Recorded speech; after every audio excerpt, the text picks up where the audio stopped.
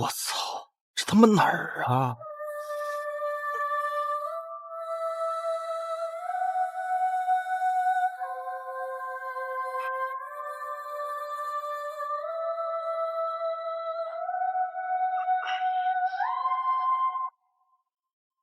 我操！我真穿越了！大楚王朝？哎我去，这段历史我熟啊！我居然是三皇子杨林，那个死于党争纨绔皇子。那我不是就要嘎了？靖王殿下，该喝药了。出于靖王的妾室，好像自从半月前他过门以后，靖王身体每况愈下，直至卧床不起。本王觉得这汤药太苦，不如你亲自用嘴喂本王怎样？妾身份低微，怎敢玷污了这救命的良药？拒绝。那这汤药里边有毒了？你怎么知道？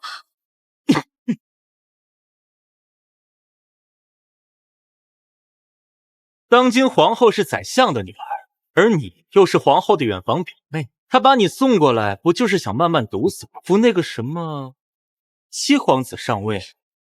你全都知道了。不过话说回来，我以前是怎么忍住不动你的？不过现在嘛，本王要收点利息了。本王要收点利息了。放开我！放开我！放开我！你要是敢动我，皇后娘娘不会放过你的。皇后？对了，我被囚禁在这个地方，好像全是皇后做的。她要是敢来的话，正好新仇旧账一起算。放开我！放开我！表姐，据太医院线报，皇上已经病入膏肓，只在须弥之间。宰相大人已经前往七皇子寝宫觐见。太好了，只要七皇子能顺利当上太子，这大楚则将是我秦家的天下。表姐，听说皇上最近动了立三皇子杨林为太子的念头。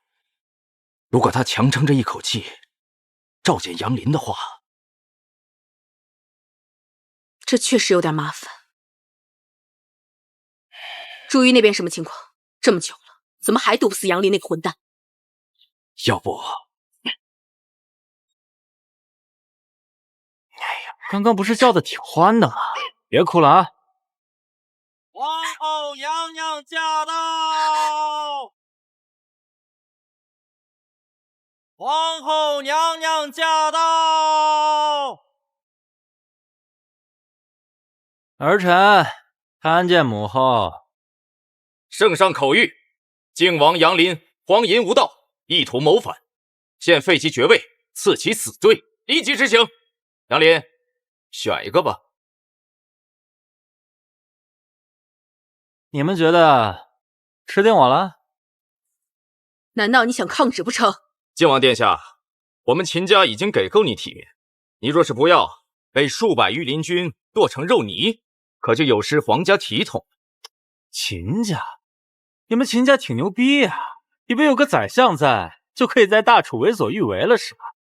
别忘了，现在大楚还姓杨，不姓秦。秦统领，送他上路。找死！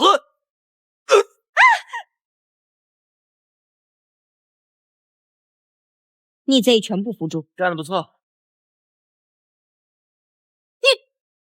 我怎么了？你想干嘛？不是母后想杀我吗？怎么问我想干啥？哦，对了，我记得父皇当初是为了稳住朝廷才召你进宫的。如果我没记错的话，你到现在还是完璧之身吧？如果我没记错的话，你还是完璧之身吧？本宫是不是完璧之身，干你何事？调戏皇后可是死罪。哦，调戏皇后是死罪，那擅自谋害皇子是什么罪呀？你放开我！我要是死了的话，你们随便给我安排个什么罪名，都说得过去。毕竟死人是不会说话的，对吧？但是我现在还活着，这个废物今天怎么不一样了？并且劫持了当朝皇后，你说父皇是会信你们秦家，还是信我这个亲生儿子？放开我！有人来了。殿下，宫中传来消息，陛下急召您入宫。放开我！母后也不想今天的事被父皇知道了。你到底想干什么？那就看你的表现了。晚上记得给儿臣留道门。小厮，刚才报信的太监看到了不该看的东西，你知道该怎么做？奴婢这就去办。传令下去，御林军统领秦问意图谋害皇后，已被本王诛杀。殿下，咱为何不如实禀告陛下，趁机除了秦家？哎呀，我这个落魄王爷想要搬到有宰相撑腰的秦家，难呐！难道这事儿就这么算了吗？当然不是，乾坤未定，鹿死谁手尚未可知。这太子之位，我要定了。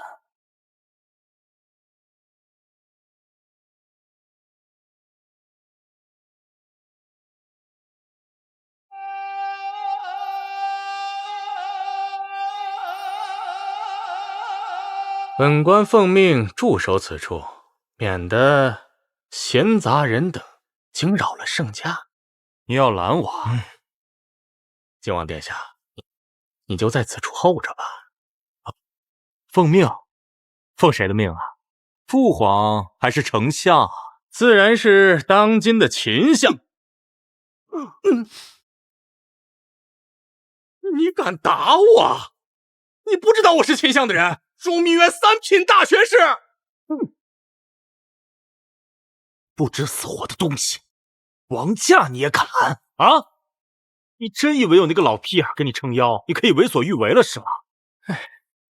靖王殿下，别冲动，记好了，下次要再站错队，这把剑上可是要沾血啊，明白了吗？明白。动。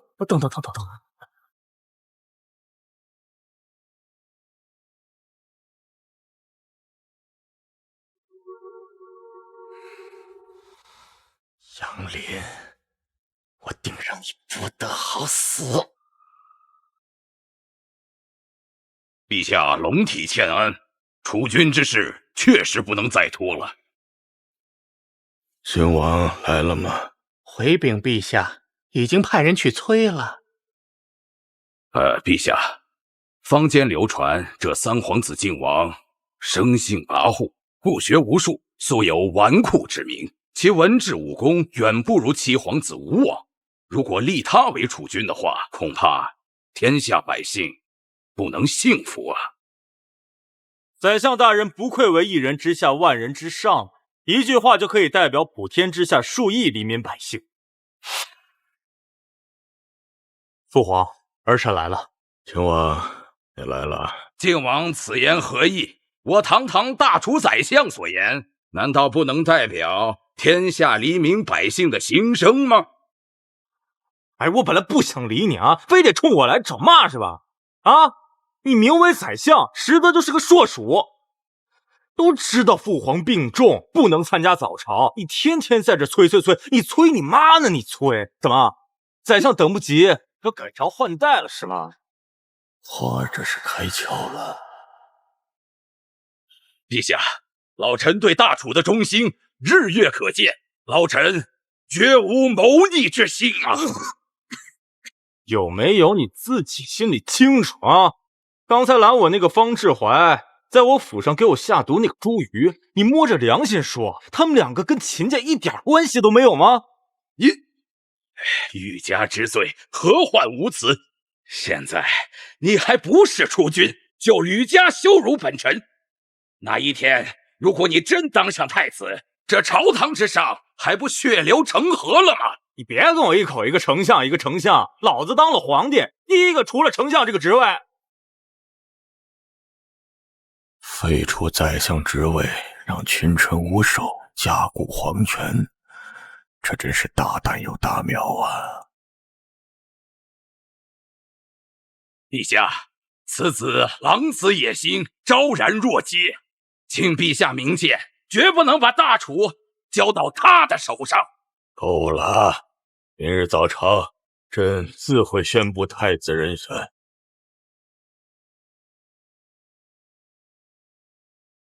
殿下，王兄近日不是身体抱恙吗？怎么今日有空到父皇这儿来啊？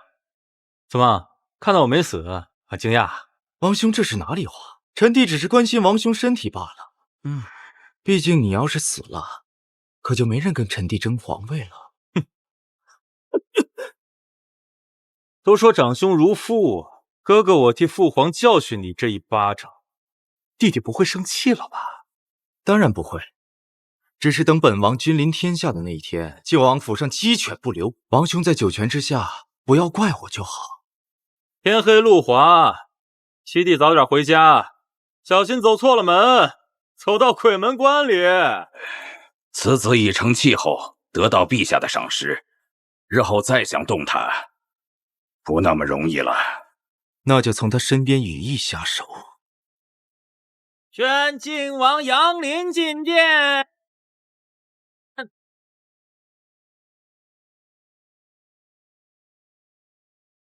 儿臣参见父皇。母后，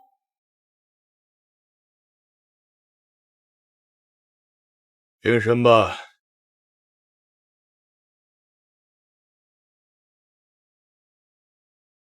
今日朝会意在敲定储君之位，周公还有心仪的人选呀？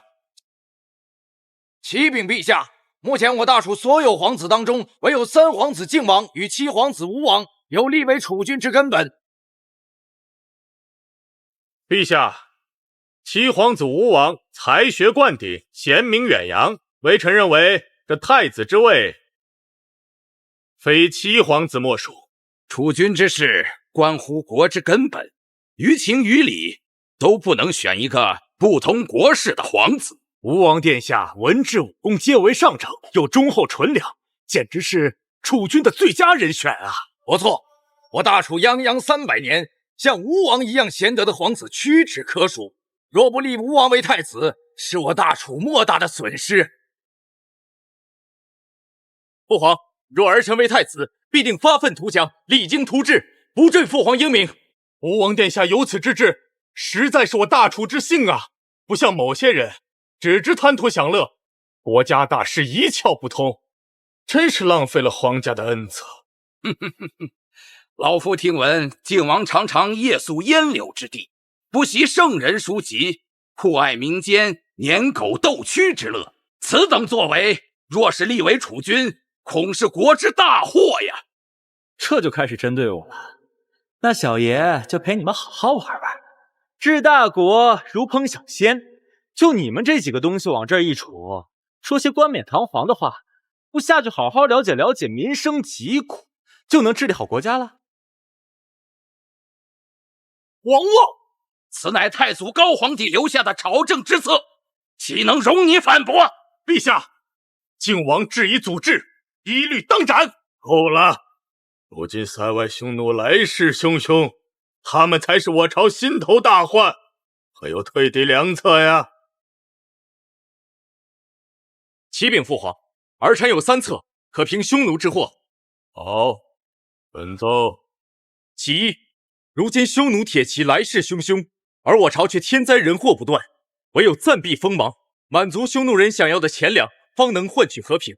儿臣建议，每年让给匈奴30万两白银，50万担粮食，以避刀兵之祸，还天下太平。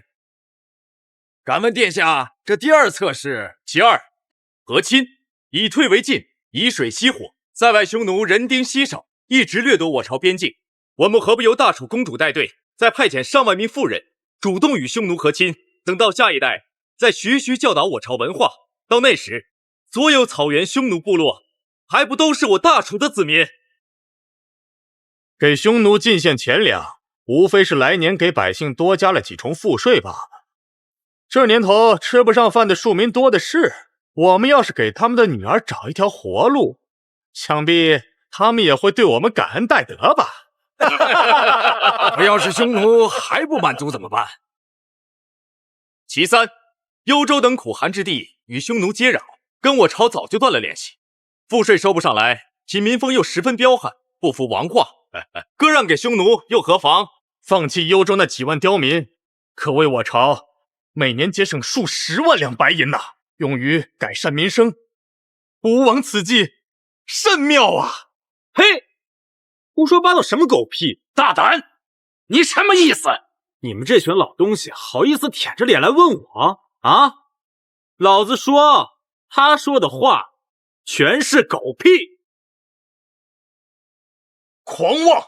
在场诸位都是为朝廷卖命的老臣，靖王竟如此辱骂我等，真以为没人治得了你？王兄，此乃朝堂之上，我与诸公正在商讨国之大策，不是你放肆！资敌叛国，割肉喂狼，女子肚皮上换太平，你他妈管这叫国策啊？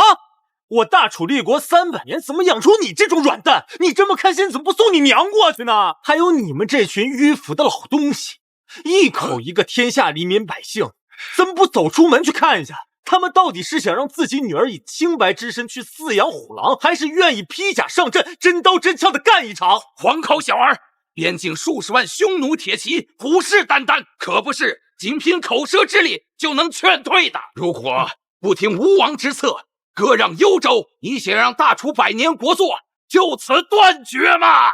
老屁眼儿，我他妈没说你呢！幽州数万百姓这么多年以来一直遭受匈奴铁骑的烧杀抢掠，都没投降，为什么？等的不就是我大楚王朝去帮他们的子女父母报仇雪恨吗？现在你们这群老狗上嘴唇下嘴唇这么一碰，千里疆土，数万百姓，说送人就送人，这难道不是资敌？不是他妈叛国吗？靖王，贵为皇子，只知发动战乱，你可知我……嘘，老子只认一句话：尊严只在剑锋之上，和平只在强弩射程之内。父皇，儿臣以为我大楚绝不能割地起和，一旦开此先例，将会激起民愤，各地纷争四起，那个时候才是我朝真正的末日。依你之见，朕该如何行事啊？我大楚以武帝国300年，不割地，不称臣，不和亲，不纳贡，天子守国门，君王死社稷，这就是真正的治国之道。好一个天子守国门，君王死社稷！我儿能有此志愿，朕乃列祖列宗显灵啊！原来他是这样的人。王兄说的倒是轻巧，我大楚3岁孩童都知道，匈奴铁骑过万不能敌，我大楚境内又缺兵少甲，怎是匈奴的对手？我的弟弟啊，今天哥哥呢就勉为其难的给你上一课，教教你什么叫做运筹帷幄之中，决胜千里之外。听好了，第一策，合纵连横，远交近攻。除了我大楚之外呢，西域多国也常年受匈奴的压迫，敌人的敌人就是朋友嘛。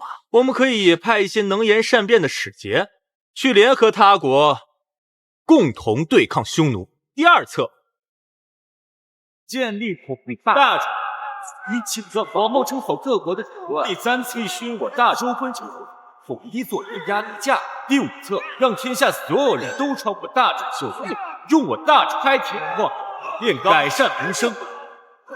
第10策，兴修水利。远交近攻，同臂霸权，这可是千古仅有、无人可破的阳谋。能提出这2策，我大楚何愁不兴？秦王殿下真乃神人也！如此看来，这靖王才是楚军的最佳人选啊！好啊！有此实策，匈奴焉能不灭？皇后认为靖王之策如何呀？本宫认为靖王治国实策，空前绝后，举世无双。废话，这可是结合古今中外前世上下5000年的治国良方，当然牛逼了。但匈奴人眼前来势汹汹，派一公主和亲安抚一下，也不失为良策。陛下，靖王府上有一女子，名叫钟小离，此人武艺容貌皆为上乘，可以封为云离公主，待我大楚前往，匈奴和亲。放开我！走，放开我！陛下，和亲为举，小离才是他们的目标。既如此，父皇不可！王兄，这是与匈奴暂停纷争的最好方法，王兄却一再阻拦，到底是何居心？以一名女子换取天下百姓安居乐业，何乐不为呀？如果靖王连这都阻拦的话，那么是不是太不识大同了吧？此等胸怀，如何做国之储君呢？啊！是啊，靖王殿下，选一个吧。你是要这小美人，还是要这储君之位呀？何须选择？江山、美人，我都要。陛下，靖王此等做法等同谋逆，请严惩不贷。陛下，靖王此等做法等同谋逆，请严惩不贷。你在狗叫个什么东西啊？够了！若你同意和亲之事，仅凭你的治国实策，朕今日便可立你为太子。要是我连身边的人都保护不了，这太子之位，不要也罢。身为君王，要懂得取舍之道。那是您的为君之道，不是我的。若我为帝，我绝不会放弃任何一个子民。那臣弟且问，不和亲，暂时稳住匈奴，如何施展你的治国实策？那边境来势汹汹的10万铁骑，你又该如何应对啊？围魏救赵，合纵连横，诱敌深入，无中生有。无需和亲，区10万铁骑，我自有计策。朝堂之上，君无戏言。靖王，你可敢立下军令状？有何不敢？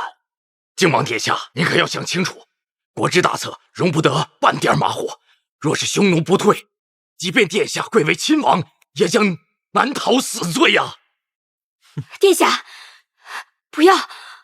傻丫头，你救过我的命，现在你有麻烦了，我怎么可能不管你？拿笔来！今立此状，誓退匈奴，在场诸公皆可为证。皇天在上，后土在下。若违此状，甘愿枭首。大楚靖王杨林亲历。堂堂靖王为了一区区女子以命相抵，愚昧无知，荒唐至极。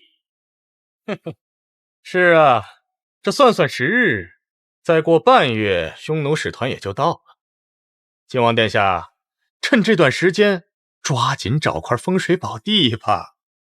王兄，没想到仅凭此一计，便置你于死地。早知道臣弟就收着几分，这样我们还能好好玩玩。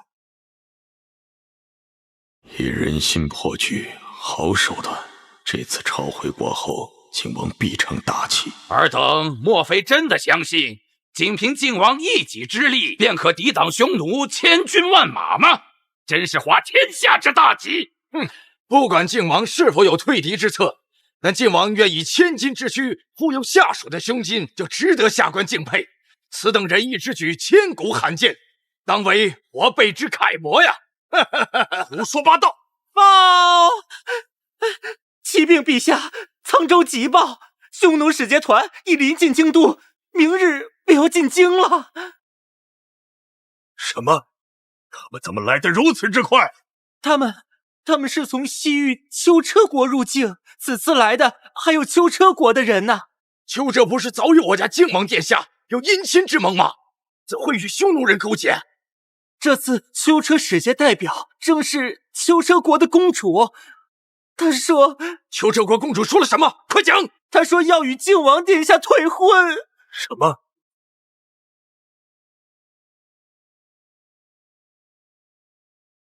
乃是塞外匈奴，便令我大楚连年受挫，百姓永无宁日。现在他们又与秋车国勾结，难道这是天要亡我大楚吗？陛下，陛下，陛下！皇上，传王兄，如今不只是匈奴来袭，还有秋车国公主退婚。这要是真让那公主成功退婚，王兄好不容易积攒起来的名声，恐怕又要毁于一旦了。怎么看我笑话？臣弟只是关心王兄罢了。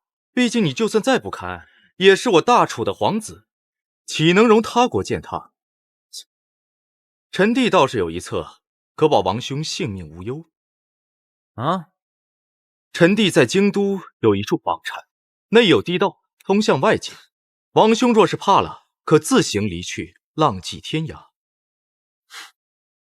此后，不管是先前立下的军令状，还是秋车国公主退婚，臣弟都帮王兄顶着。你做你的逍遥富家翁，我做我的太子，这样对大家都好。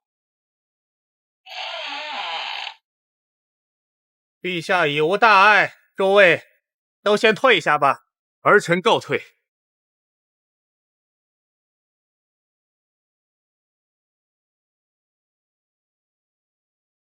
哎，你那个宅子真有密道吗？能通往京都的外界啊？那是自然。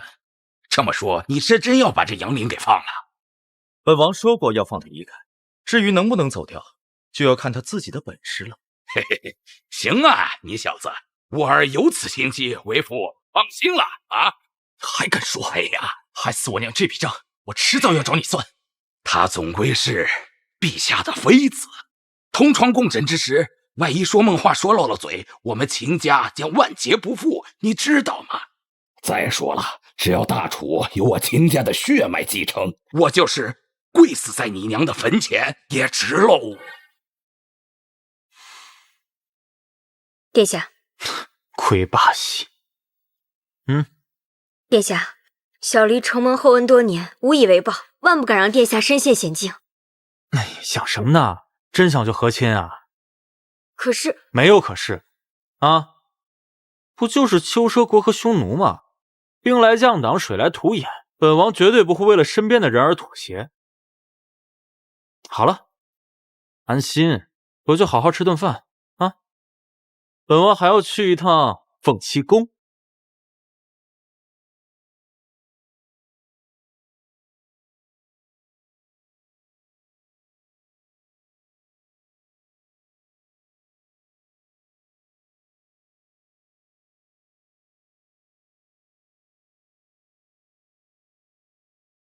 小慈，养心殿那边有消息了吗？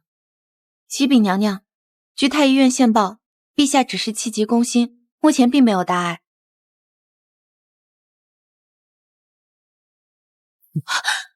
嘘，母后也不想自己沐浴的时候被别人看见吧？你要干什么？今日母后在朝堂上的表现，儿臣很是不满意，所以儿臣怎么惩罚母后呢？今天本宫不是有意的，都是秦家逼我这么做的。哦，秦家。但是老师从小就告诉我们，做错了事一定要受到惩罚，不然不长记性。所以呢，儿臣精心为母后准备了一个惊喜，只要母后换上，儿臣就原谅母后。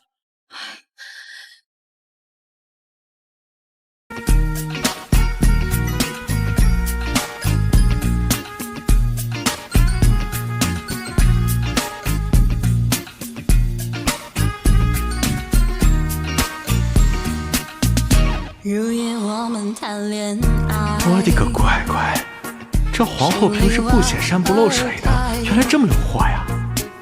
本宫已经换好衣服，你也看过了，可以走了吧？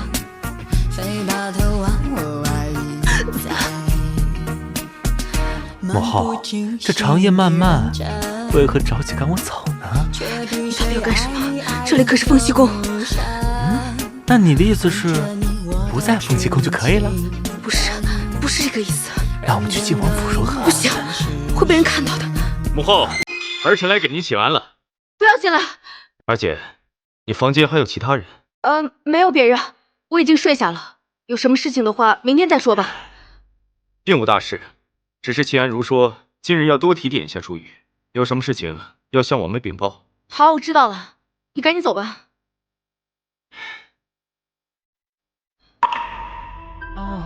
二姐，我说那老屁眼儿怎么这么全心全意的扶他上位啊？原来是想李代桃僵。母后，以后有什么事你都要告诉我，否则你知道后果。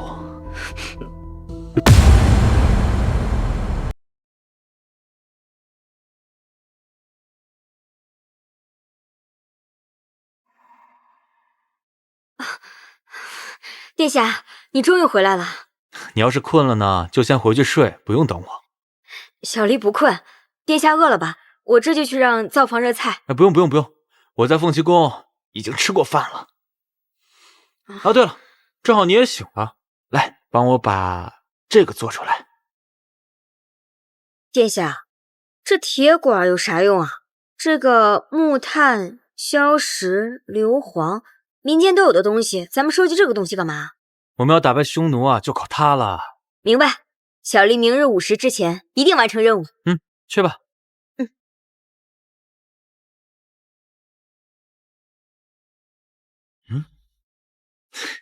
进来吧。怎么？这就等不及了。放开我！给皇子下毒可是死罪，但你要是乖乖顺从本王的话，还可以继续做你的王妃。否则，要是本王把你交给大理寺，可就是求生不得，求死不能了。等一下，去床上。本王就喜欢在这儿。愿两国使节觐见。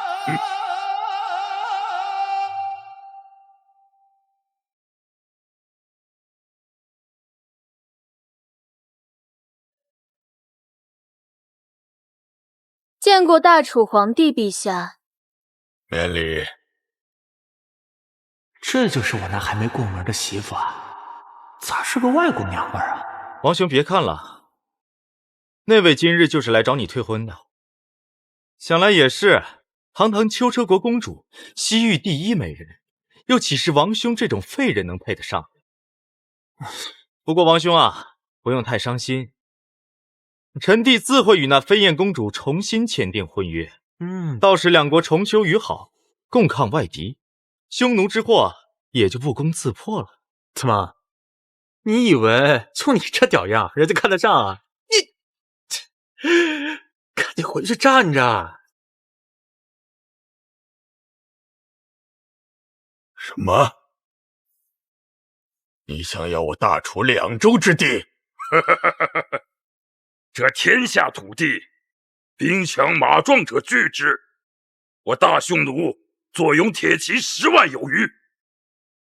若楚皇今天不给，我必亲自纵马而取之。皇帝陛下，几百年前，这2个大洲本来是我们的领土，希望皇帝陛下能还给我们。你们也想要2州？要是皇帝陛下不同意，我们联合匈奴国来取。我大楚立国以来，本就只有6州之地，现在还要割让给匈奴，囚车4州，这是要亡我大楚的国呀！泱泱大楚300年国祚，难道就要亡于我等之手吗？宰相可有办法救我大楚？事到如今，唯有断臂求生，行合纵之政。囚车匈奴选择其一，割让2州，然后联合其中一国对抗另一国，唯有如此，我大楚方可有救啊！2州之地，100万黎民，岂能说割就割呀？呸！光是匈奴就让我们大楚民不聊生。如今再联合丘车国，你说不妥协不和谈，难道你想让我大楚亡国吗？哼！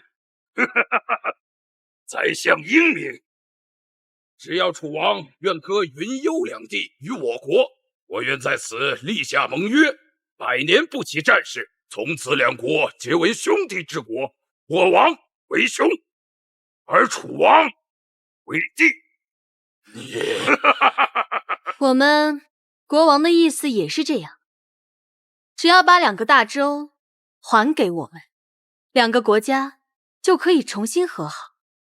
祖宗的基业，岂能说让就让？你们割的不是我大楚的土地，割的是朕身上的肉，剜朕骨里的髓呀！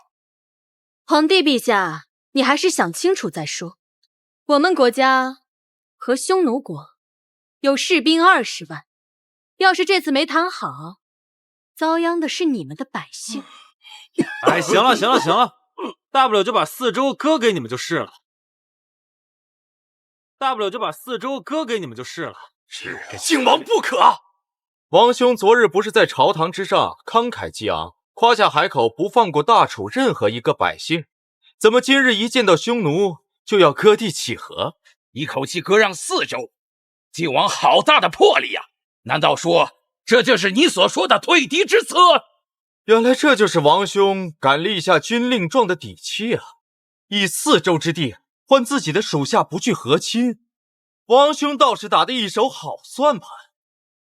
可是靖王，你怎么知道匈奴和丘车要让我大楚4州呢？难道匈奴与靖王早有勾结？这么个软蛋也想娶本公主，简直在做白日梦。你给朕退下！陛下，靖王勾结外敌，一律当斩。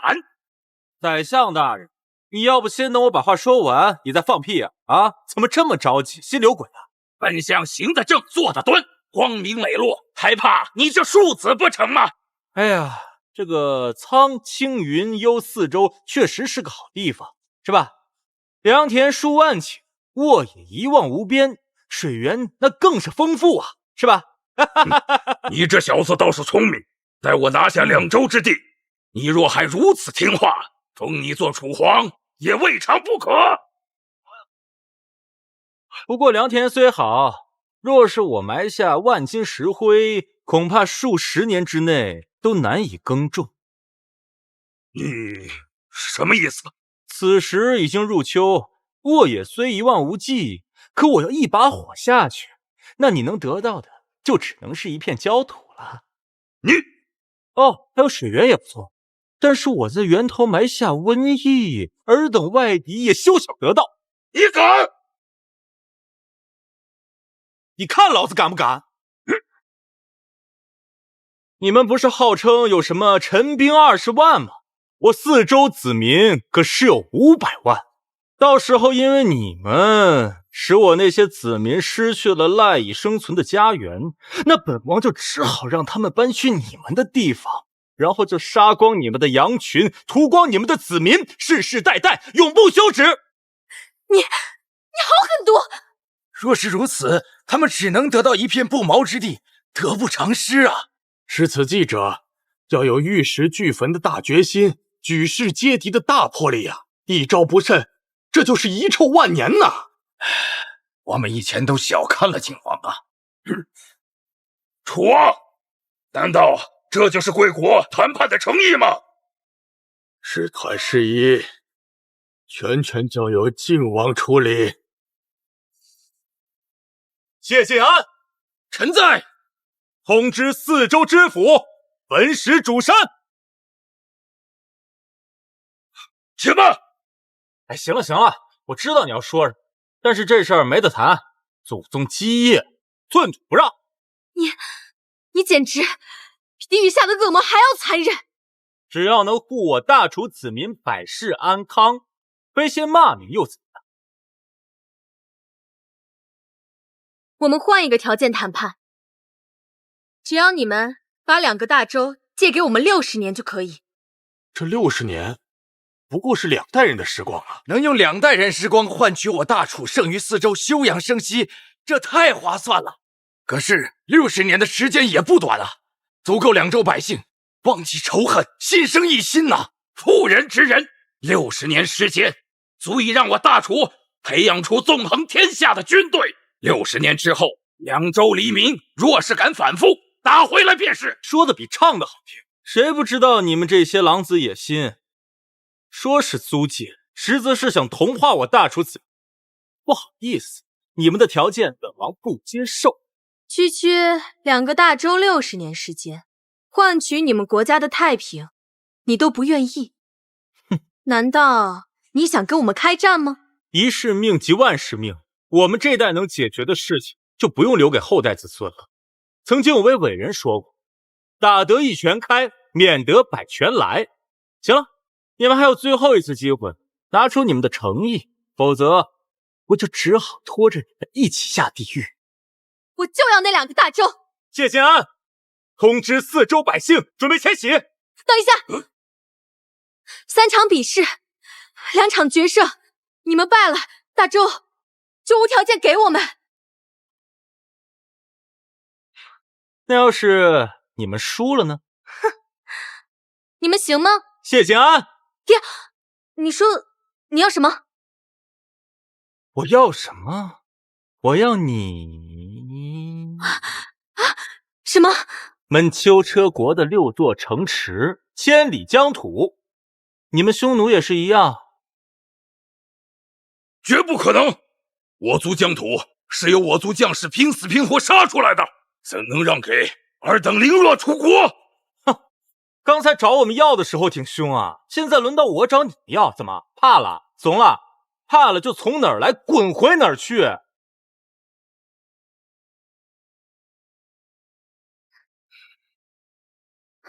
好，如果你们赢了，我们2个国家就给你们6个城池，千里国土。不过后2场比试要我们来出。随便你们，随便你们。父皇，此地施展不开，可否摆驾午门教场？准奏。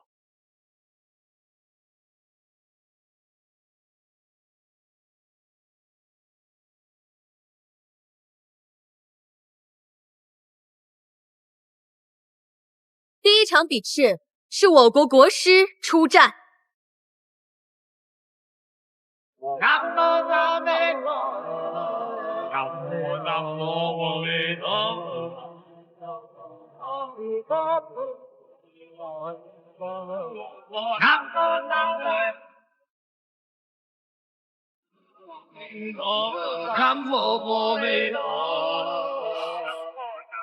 这不是龙吗？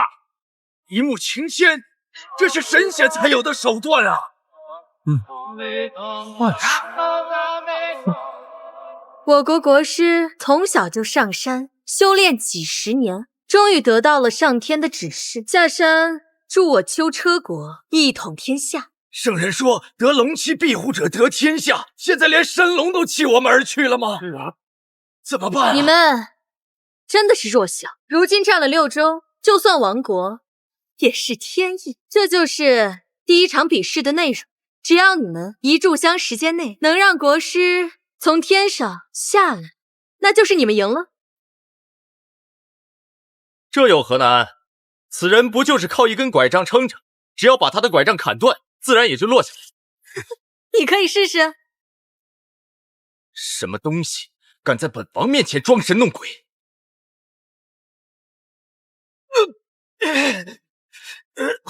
好臭！殿下，这是怎么回事？我国国师是神之使者，他是个凡人，自然会受到惩罚。放肆！陛下，时间差不多了，你们不能打败国师，那沧州可就是我秋车国的了。诸位爱卿可有良策？这怎么了？这3场比试可是靖王应下来的，如果全都败了，各地赔偿的责任理应靖王完全承担。靖王殿下可有办法破敌？王兄不是要通过这3场比试，拿匈奴、丘车两国千里疆土吗？若是这第1场比试都赢不了，未免也太狂妄了吧！此等孟浪行为，怎配当国之储君？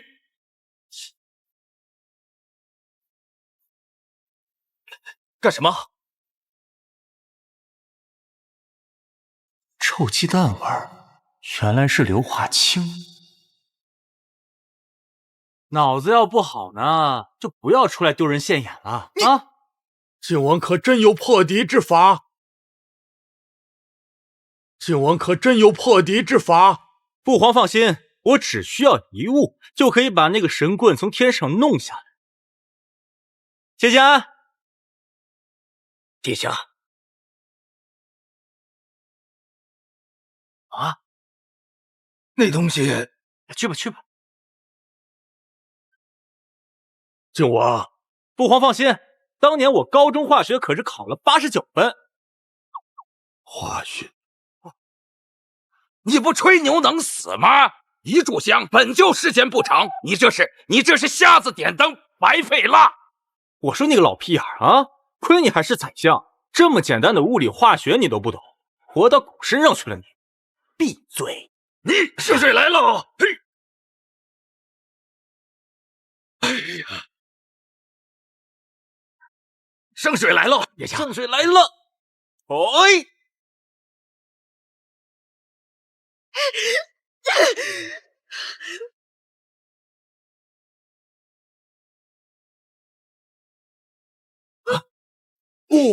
国师！哎！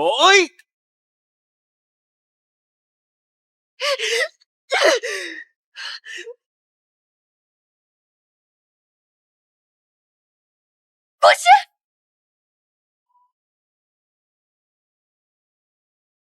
着火了！皇上，晋王，他怎么燃起来了？他不是说他是神使吗？见到本王的圣水，就送他回去见神仙了。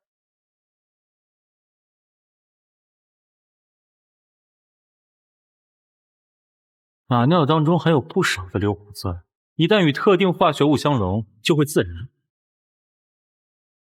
公主殿下，不知道这样算不算让你家国师从天上下来？第1场，算你们赢了。这就赢了，好，好，好！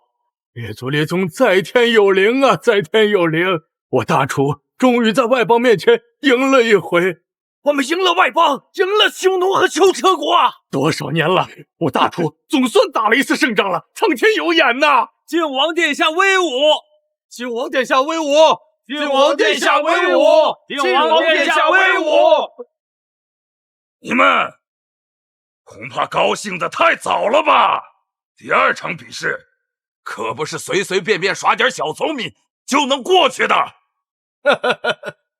尔等匈奴还有什么花样，尽管使出来，有我们靖王殿下在，就算你把天王老子请过来，我们也照样不惧。第2场我们要比武，生死决斗，拓跋炎！拓跋炎！什么？天下第1高手拓跋炎？10年前，这拓跋炎曾来过我大楚，6州之地无一人是其对手。是啊，这10年来，大楚百姓口口相传，塞外苍狼能知小儿夜啼。难道10年前的耻辱，今日又要重演了吗？诸位，这第2局可有人选迎战拓跋炎？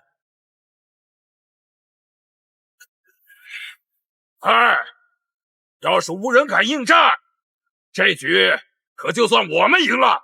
按规矩，6州5000里疆土全都归我王所有！哈哈哈哈哈哈！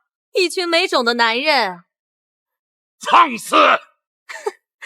匈奴国只出1个人，把你们吓坏了，难道不是没种？他们楚国人的胆子早在10年前就被吓破了，看我旗下第1大勇士，恐怕都要尿裤子了吧？啊！竹青，就眼睁睁看着匈奴如我大楚无人吗？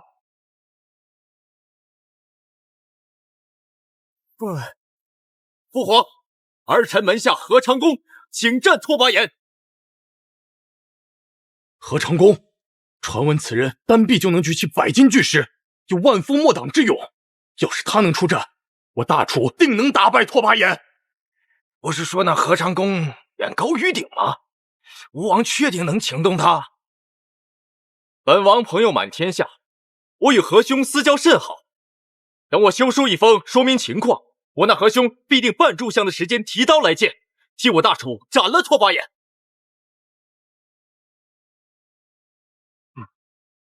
好，要是何长恭能替我大楚赢了这一局，吴王当即首功。多谢父皇罗恩，儿臣定不辱使命。关键时刻还得看吴王殿下，方能扶大夏将行早，扶国家于水火。不像有些小打小闹、小聪明之人，那就像狗肉，上不了台面。宰相大人，未免也太厚此薄彼了吧？李长，靖王殿下可是在所有人都毫无办法的时候站了出来，为我大楚赢下一局，怎么就上不了台面了？王兄的手段不过是取巧吧，只要给诸公一些时间，谁都能想得出来。既然是比试，还是堂堂正正的赢下为好。你还有自信啊？我与何兄之间一比天高，情比海深，只要本王一句话，哪怕是刀山火海，何兄一往。想来王兄这种自私自利之人，应当是永远都不会理解一生兄弟大过天是何意境。是，这何长恭送信的内侍回来了。是啊，我何兄到哪儿了？启禀殿下，何长恭说他今天闹肚子，来不了了。什么？你再说一遍。奴才到何长恭府上，一说要迎战拓跋衍，何长恭就捂着肚子跑进茅房，随后奴才几人把茅房掏干净了，也不见何长恭人呢。好一手遁入屎坑深不见。七弟，原来这就是你所说的一比天高，情比海深，长见识了。何长恭，靖王殿下何必落井下石啊？吴王殿下赢不了拓跋衍，难道你就行了吗？宰相大人又是从哪儿看出我不行？再说我行不行，你说了也不算。王兄，有些大话说出来是要死人的。人不行，别怪路不平。哥哥，我不像你，我一般只做有把握的事。嘿嘿，算时间，应该快到了吧？靖王，真有办法打败拓跋衍？父王稍等，等我绝世神兵到了，神挡杀神，佛挡杀佛。哎，你让我们等，我们就等啊！要是你那破神兵一辈子都做不出来，我们就等你一辈子嘛！啊！本公主倒想看看，你这小胳膊小腿能用多重的兵器啊？他们楚国要有此神兵的话，你我两族早就被灭尽了，还能等到今天割地起和的地步吗？啊！你们就等着看看我能不能踏破你们的王庭。殿下，小离不辱使命，成功做出神器，与图纸上分毫不差。记住啊，以后这个呢不能对着自己，也不能对着我，明白吗？就这2寸铁管，难道就是王兄所说的绝世神兵？就这2寸铁管，难道就是王兄所说的绝世神兵？这正所谓一寸长一寸强，一寸短一寸险。过关大将、武林侠士皆以武器长重为尊。靖王手上这2寸小铁管，是要笑死我吗？这靖王不会被上一次的胜利冲昏头脑，才会做出如此不智之举。靖王10年前也就10来岁，没经历过那次战争，不知道拓跋衍的厉害呀。是，谁说不是呢？你就要拿这小小的铁棍来送死吗？10年了，你们楚国还是如此的愚蠢。废话真多，还打不打啊？耳朵都听得起茧子了。好，你要想送死，我就成全你。拓跋炎，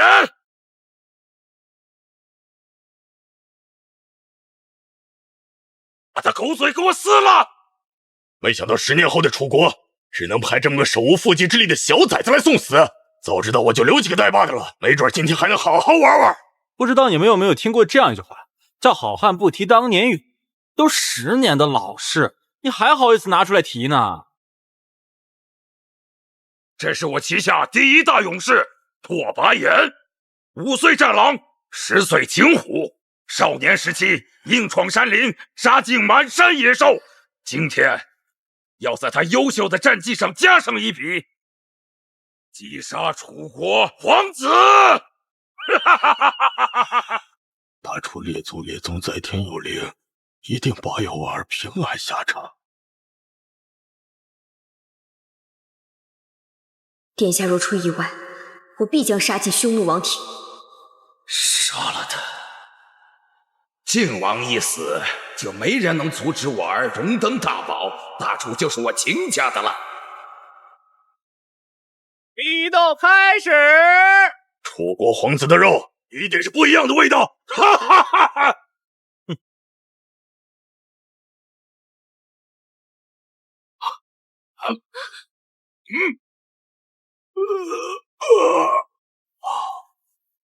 大人，时代变了。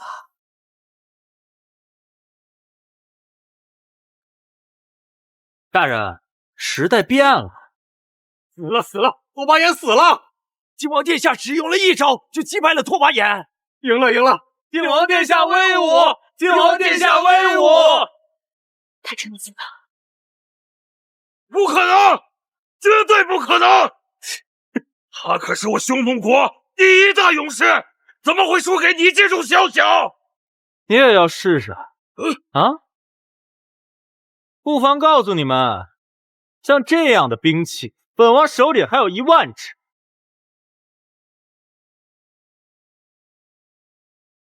不出3日就可全部装备到部队，半月即可杀出塞外，马踏儿子王庭。不可能！你不信啊？不信我就先灭了你秋车国。殿下不就只有1杆枪吗？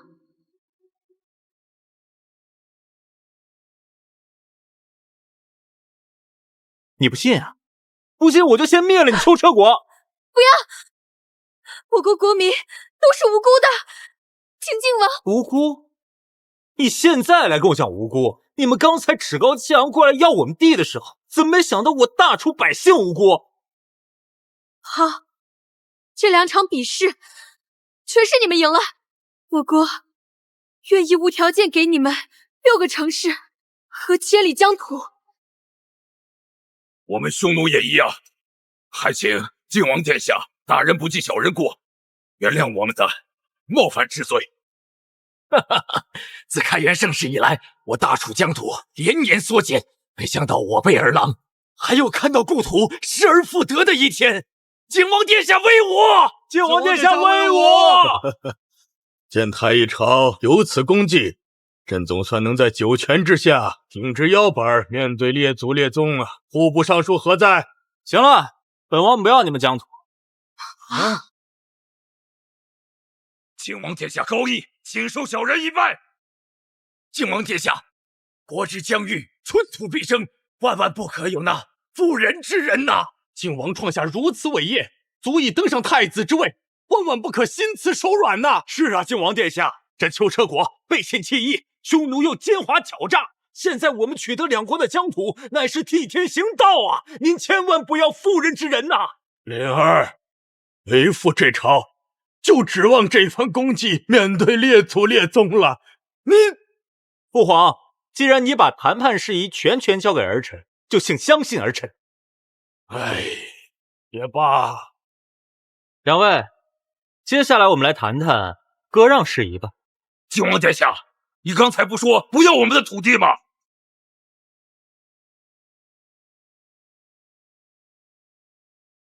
哦，你们误会了。我的意思是，刚才我们谈的赌约太少了，所以我们重新谈一下割让事宜。什么？6座城池，千里疆土，你都嫌少？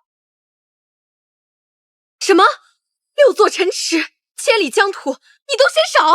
我要你们1半的疆土，每年呢再送上20万头羊和50万件皮草就可以了。哼，那个你们秋奢国的国土面积太小，这就没有什么存在的必要，直接向我们大楚俯首称臣就可以了，每年再奉上1半的税银。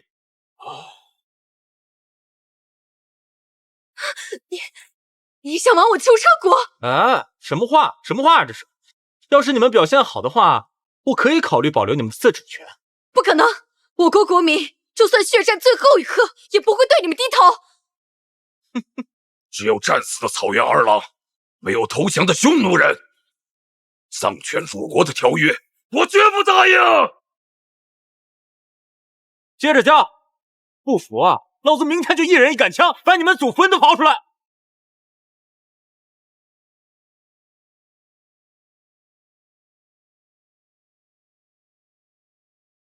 靖王殿下，难道今天此事就没有缓和的余地了吗？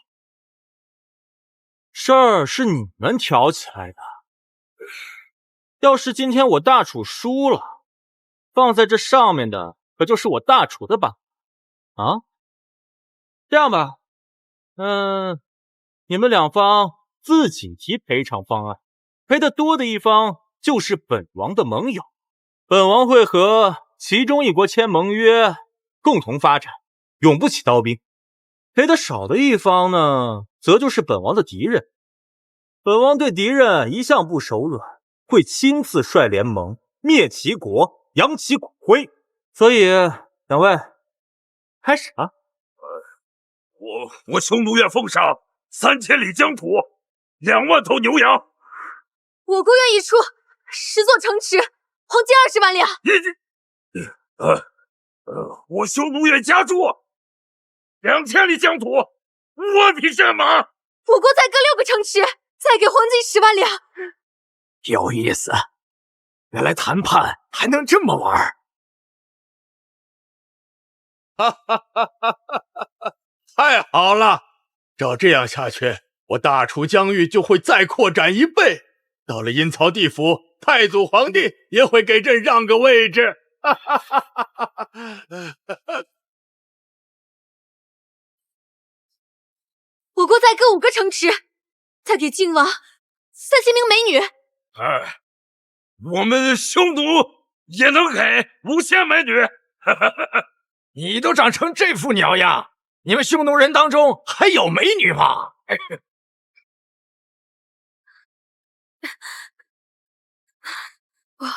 我是公主，我愿为奴为婢，绝无怨言。好家伙，这是把自己都压上，看来秋车国油水也被榨得差不多了。哎，对了，听说你是来找本王退婚的是吧？你误会了。行，姑且信你一回。所以看你今晚的表现。殿下，不就是公主吗？我们国家也有公主，而且是草原第1大美人，比这娘们儿好看1万倍。拓跋小小，拓跋小小，草原第1美人。是啊，也只有草原第1美人才能配得上她呀。可惜我大楚第1美人是皇后，不然以靖王今日所立下的功勋，陛下必然会把她赏赐给她。今天3国美人齐聚一堂，究竟谁又能艳压群芳呢？各位大人，你们有没有觉得这地在抖啊？大哥，小小来了！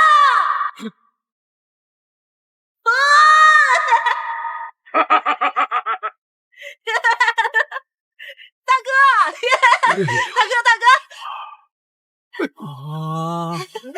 这就是你们说的草原天下第1美人？这就是舍妹拓跋小小，草原第1大美人。殿下请看，这是小妹的前蹄，一拳就能薅死一只狗熊。这是小妹的玉腿，草原日行3000里不费劲。这他妈才是草原第一高手吧？殿下说笑了。小妹从小身子骨柔弱，不善舞刀弄枪，唯独钟爱女红。要是殿下娶了我们小小啊，绝对会对你百依百顺，小鸟依人。哈哈哈哈！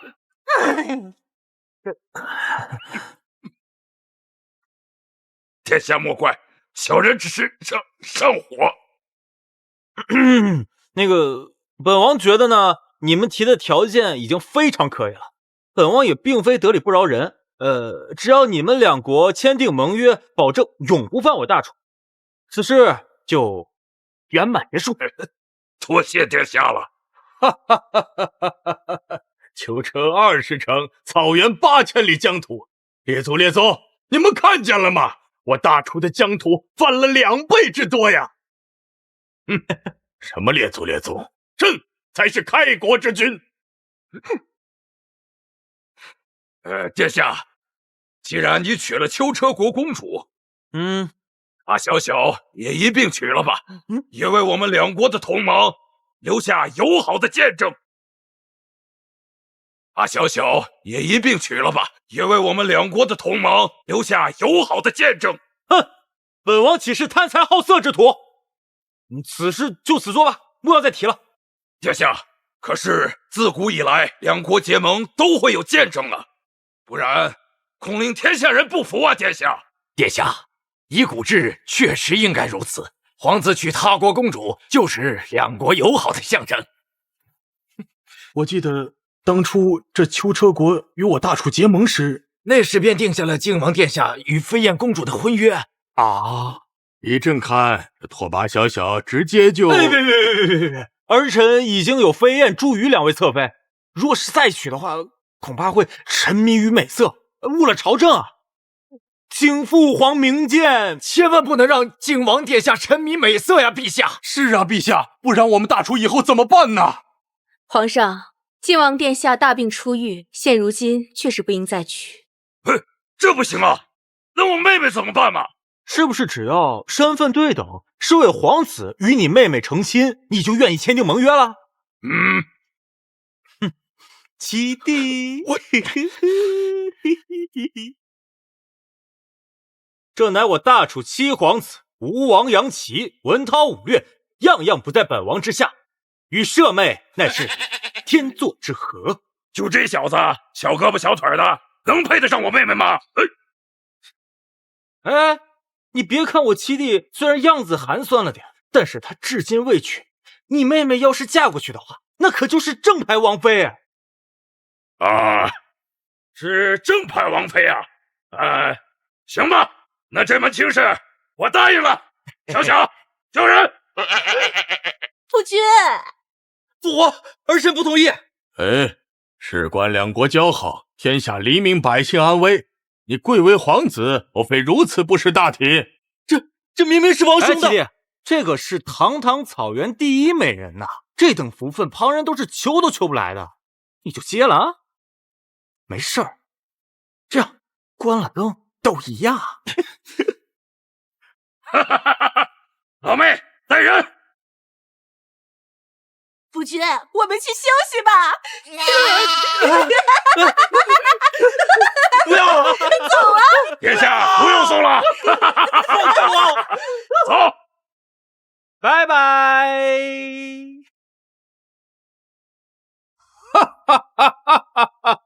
此等重大喜事，应当普天同庆。朕宣布，3日之后将在太极殿设宴，犒劳百官。陛下圣明，赐靖王免死金牌1块，镇国宝剑1柄。秦王以下先斩后奏，行监国处政之权。谢父皇隆恩。 3日之后，朕会当着文武百官的面，亲自册封你为太子。好。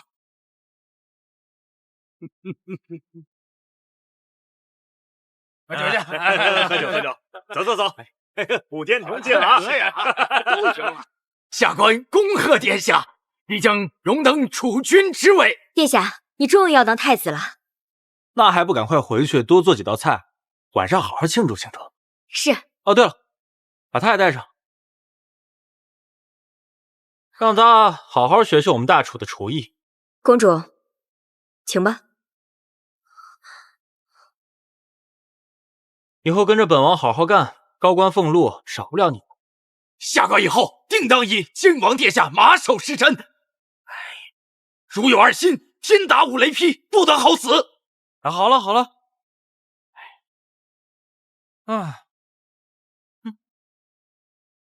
还是现代玩意儿管用。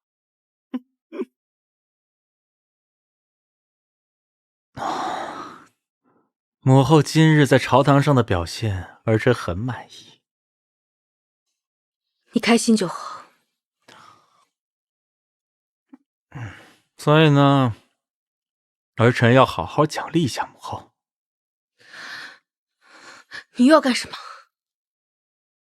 要奖励你？怎么？等不及了？你们秦家与匈奴到底有什么勾结？这次匈奴与秋车国联盟本就蹊跷。朝堂之上，那个老屁眼和杨琪看似站在我们大楚这边，实则暗地里处处帮着匈奴。还有那个何长工，我猜他根本就没有逃吧？是被你们秦家害了吧？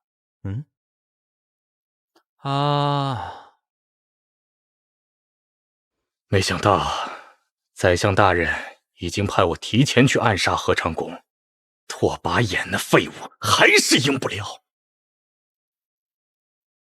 今日之前，我大楚能与拓跋衍一决高下的，只有那武状元何长工。当时那种情况，就算杨琪不提出来，别人也想得到他。所以本想提前布局，让宫中的太监先通知你，只是没想到啊，那杨林竟造出了一击毙命，天下第一高手的神器。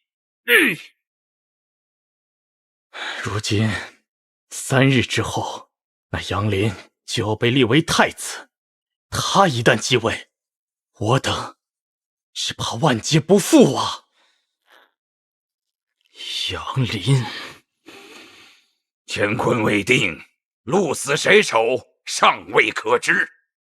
秦相可有妙计？我身为大楚宰相，一人之下，万人之上。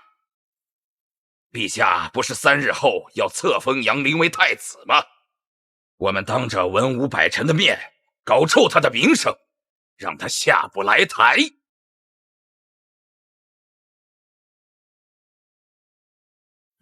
母后要是再不说实话的话，儿臣可就要开始惩罚喽。我说，以大楚2州换取匈奴支持杨琪上位，可以呀，那个老屁眼儿。本宫知道的已经都告诉你了。母后总有事瞒着儿臣，儿臣怎么知道母后有没有说实话呢？那你想怎么样？儿臣要亲自检查一下。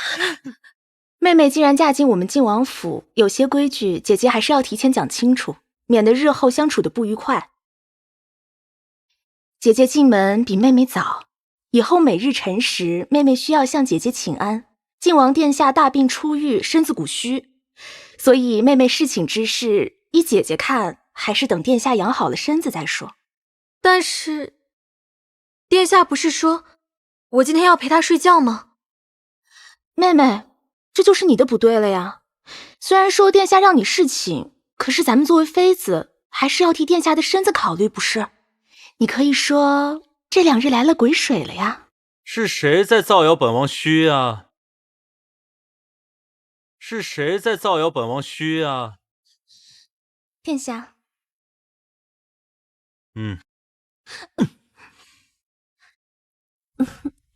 还有人呢。本王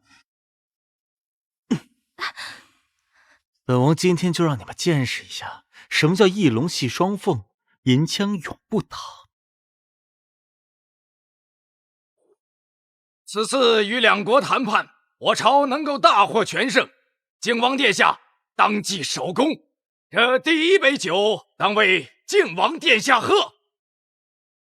为靖王殿下喝。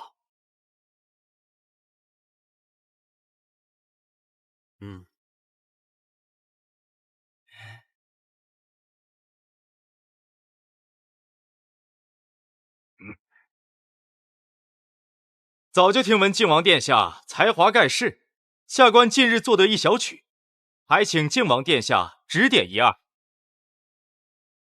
这是又准备针对我了？如今靖王殿下行监国之权，经手的都是国之重策，哪有时间醉生于淫词乱调当中？周状元要是再胡搅蛮缠，休怪本官无情。我等读书之人，君子六艺乃必修之课。靖王如果连其中最简单的礼乐都不懂的话，那将来如何做储君呢？如何将天下的莘莘学子作为自己的门生呢？读书人一旦入朝为了官，便是天子门生。靖王殿下若是此番赢过周状元，必定折服天下学子。若要论文治武功，靖王殿下可媲美太祖高皇帝，但若比礼乐，这靖王殿下又怎是周状元的对手？他既然能成为状元，肯定君子六艺样样精通。靖王殿下此局难破呀！若是今日露了破绽，必定会沦为天下人的笑柄。你一个状元都不怕，我怕什么呀？啊！靖王殿下，请赐教。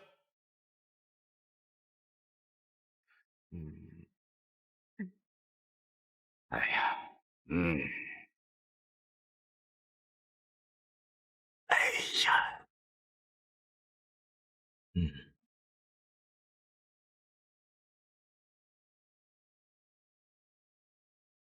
靖王殿下，在下这首曲子做得如何呀？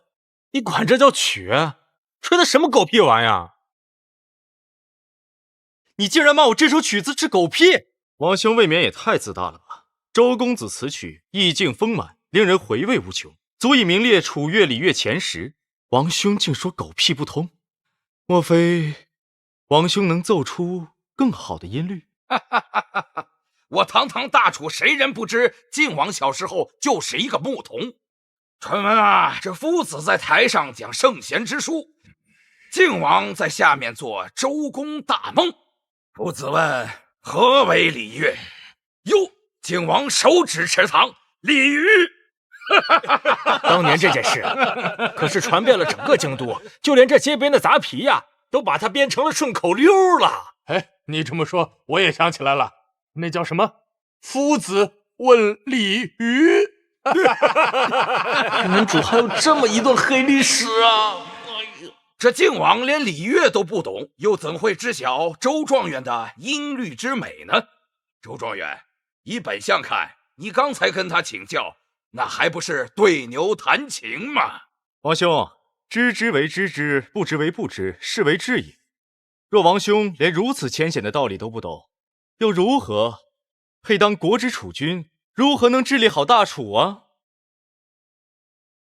吴王殿下，靖王殿下，好歹也是你的兄长，你如此刁钻刻薄，当真要为孝道。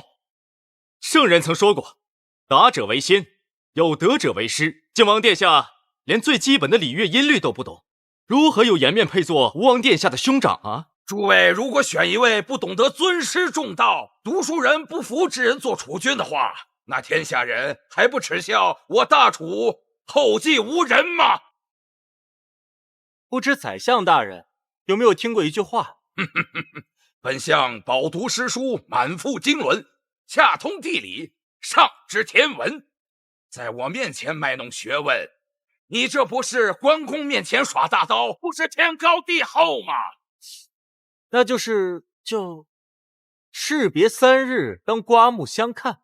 区区音律，本王随口哼唱，便是绝世佳作。倒是你，周公子是吧？你就一介状元，不过5品官身，你让我堂堂亲王，监国之君，为你献一曲，没搞错吧？再好的音律，也要有人听到才行。我等都没听到王兄的音律，又怎会知道究竟是不堪入耳，还是绝世佳作？七弟好算计啊！我乃监国亲王，我代表的是大楚的脸面，我为一个状元献曲，传出去不是让天下老百姓贻笑大方啊！好歹毒的计策！先是周状元故意挑事，引殿下上钩，我和宰相再激发矛盾，逼殿下应战。不管今日殿下能否在音律上赢下周状元，但殿下为周状元献曲这事一旦传出去，殿下在读书人心中的地位将一落千丈啊！俗话说，文无第一，武无第二。状元的名头听起来响亮，但也就是在市井百姓面前好使。这天下学子不服他的大有人在呀。他就是一个状元，才区5品官身。今日之宴，要是没宰相特许，门口的狗槽都没他的位置。谁给你的狗胆，竟敢算计到靖王的头上？陛下饶命，这都是龙虾，你要是身体不舒服，朕可以准你回府休息。谢陛下关心，老夫身体并无大碍。来人，状元周元泽革去功名，重打80大板，永不录用。陛下饶命！等一下，小人有罪，小的该死，求靖王殿下跟皇上说声好话，饶过臣这条狗命吧。殿下，此人乃是宰相门生，断然不可能为殿下所用啊！本王呢，虽然心胸宽阔，但那是对自己人。不过，对于你这种凑上来把脸丢的人呢，本王不介意多踩2脚。没听见陛下的话吗？还不把人拖走！殿下饶命！殿下饶命啊！殿下，走！小的还不想死啊！快走！父皇，儿臣近日研读史书，有感于大楚版图愈加广阔，所以特此为大楚做的一首曲子，请父皇鉴赏。靖王殿下此曲妙啊！为大楚献曲，这立意多高尚！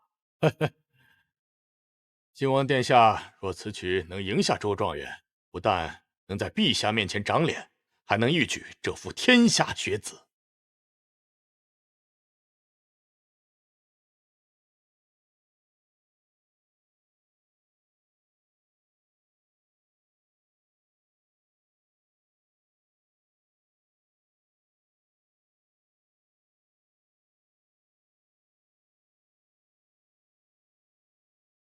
相思请放下。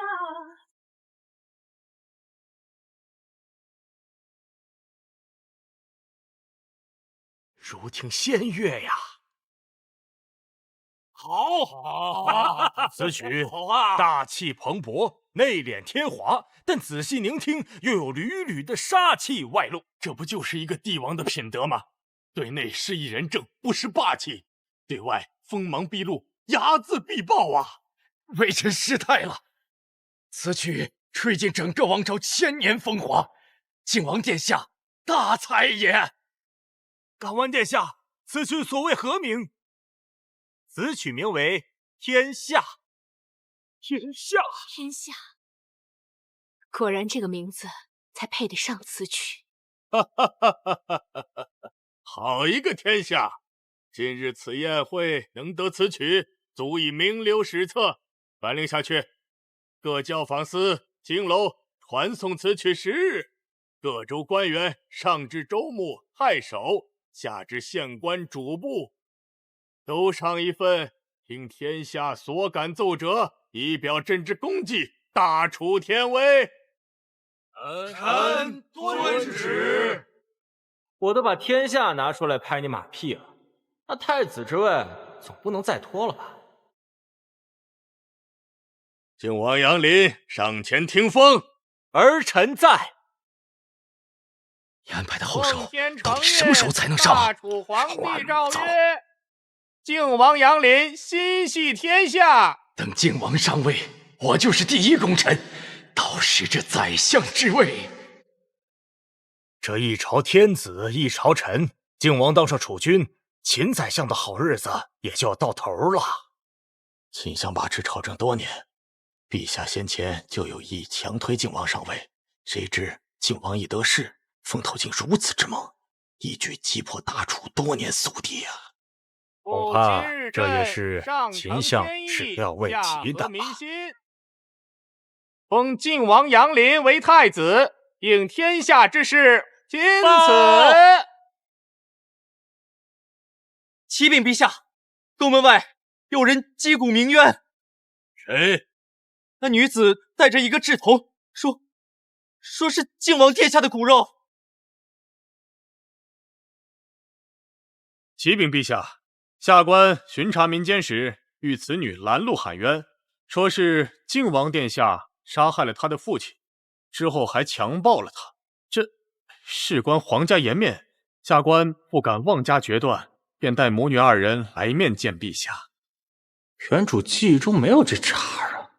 大胆民女，诬告当今亲王可是诛九族的大罪，是谁给你这么大的胆子？谢大人何必恐吓着小小民女啊？这是非对错，自有陛下胜断。你如此做派，莫不是替庆王殿下做贼心虚？你下跪妇人姓甚名谁？何曾与靖王相识？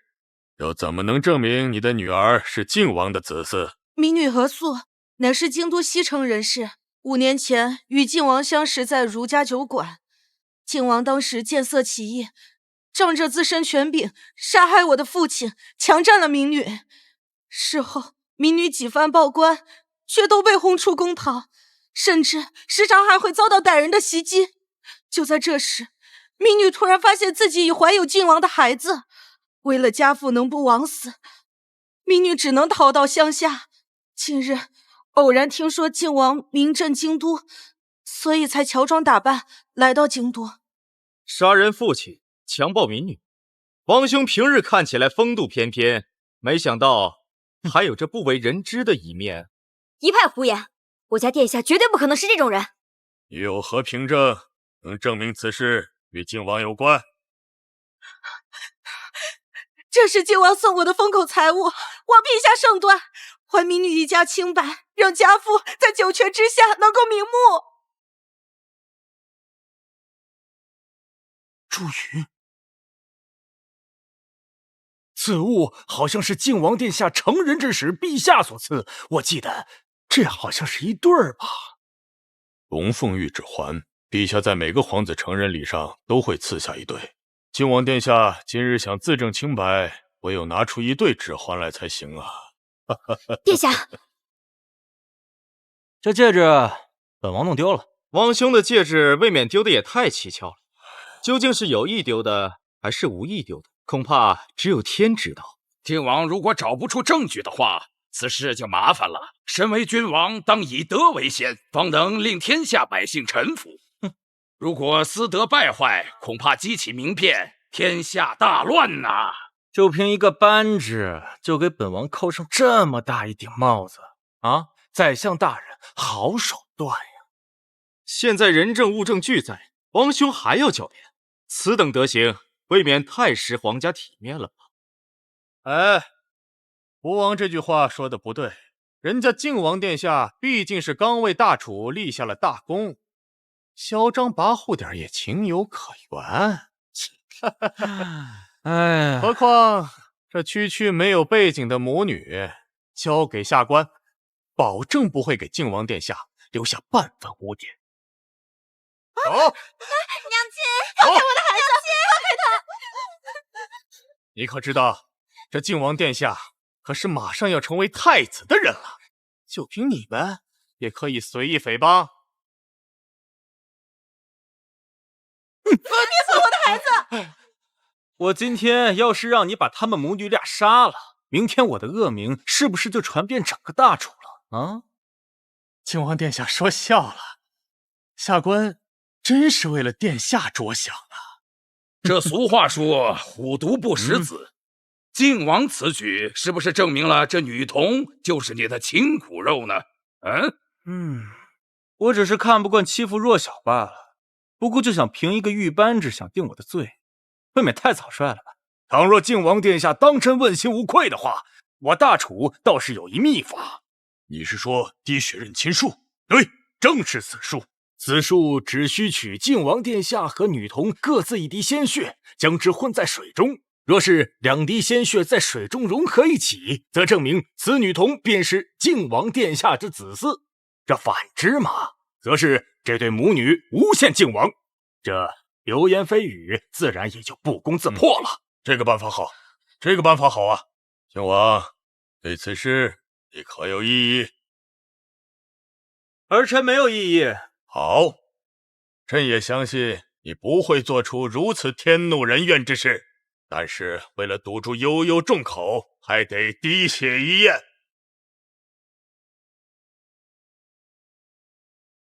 呀，融了，融了，真融了，真融了！看看，哎呀，这女娃还真是靖王殿下的子嗣啊！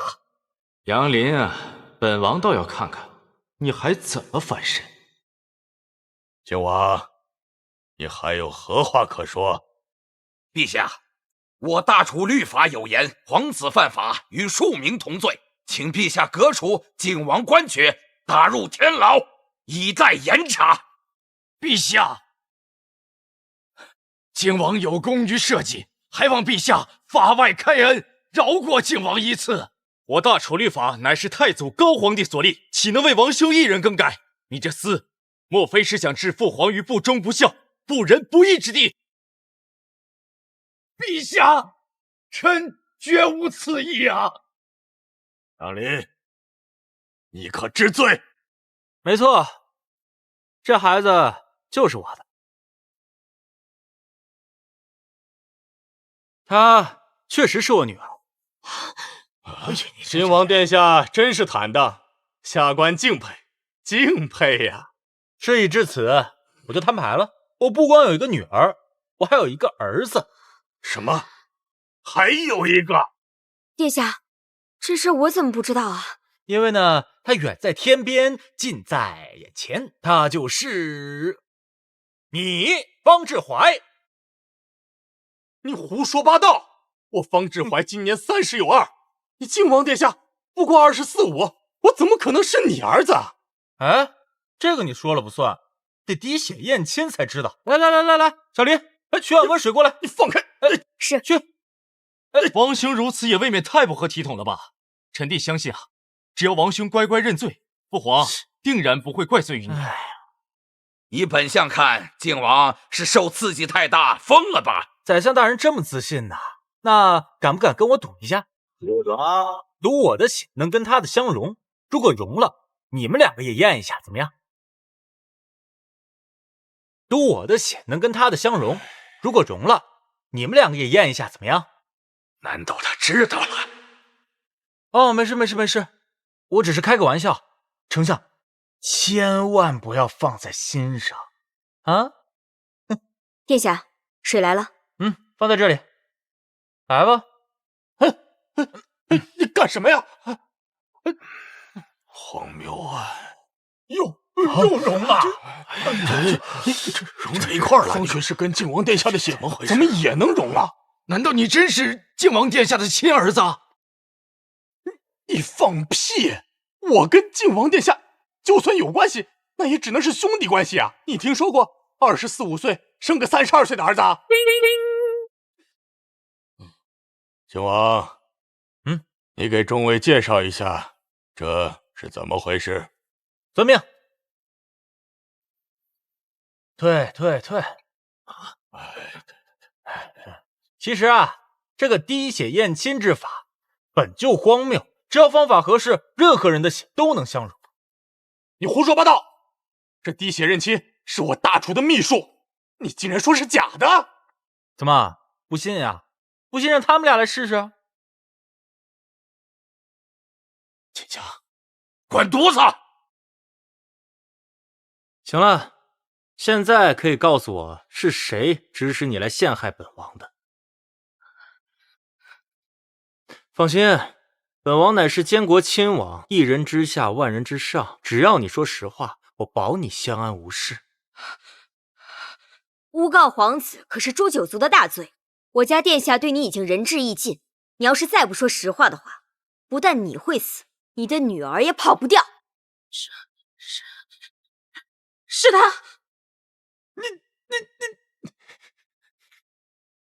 好，乖啊，小黎，带他们两个回去。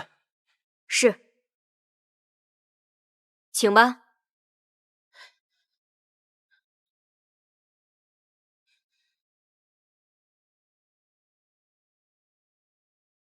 来人，拿下方志怀，给朕打入天牢，严查。陛下，臣冤枉，臣冤枉啊！等一下，儿臣还要状告一人。谁？当朝宰相秦安如。靖王要告宰相？靖王这就图穷匕现，未免太着急了吧？起码当上太子再动手也不迟啊！放肆！老臣乃先帝钦点的宰相，三朝老臣。靖王虽贵为皇子，如此对待老夫，就不怕人神共愤吗？一条只知道卖主求荣、暗地里咬人的老狗，除掉你才是对天下人最好。杨林，你凭什么状告当朝宰相？若是无凭无据，就算父皇不治你的罪，王也定然不会放过于你。不了，还没死呢，你们就要兄弟相谈吗？儿臣知罪。你要状告秦相何罪？等好了再说。我要告他买凶杀人、通敌叛国、分裂国土之罪。胡说八道！我秦家世代忠良，怎么能做出如此伤天害理之事啊？杨林啊杨林，老臣承认与你素来不和，但是秦家的名声不是你想玷污就能玷污的。今天这事儿，你要是拿不出证据来，老臣就是豁出这条老命，也要拉你下地狱。宰相大人别着急啊，这证人、证据、证词，本王自然都有，不然我怎么有自信捕杀你这条巨涛呢？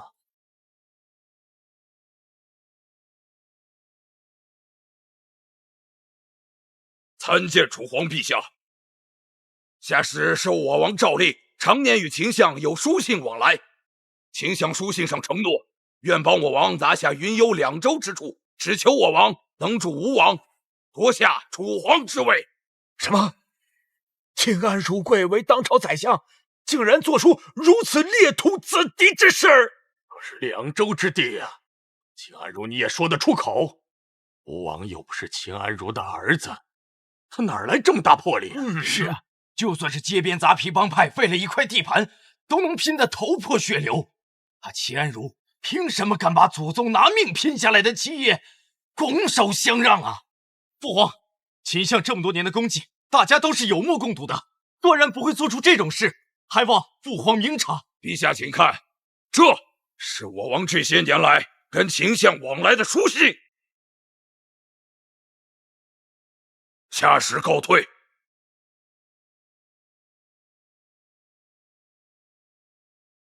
秦安如，如今证据确凿，你还有什么想说的？陛下，这敌国匈奴之言，岂可作为呈堂供证？依臣看，肯定是这杨林与匈奴勾结，污蔑宰相所做的伪证。陛下，老臣从未和匈奴有过来往，倒是这靖王和匈奴暗通款曲，诬陷本相。你们之间有什么关系？啊？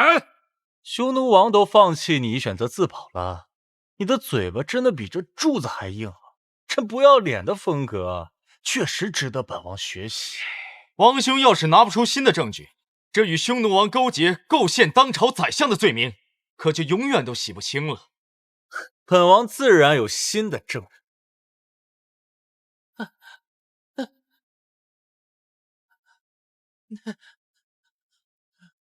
此人是父皇内侍，那日去通知合昌宫的就是他。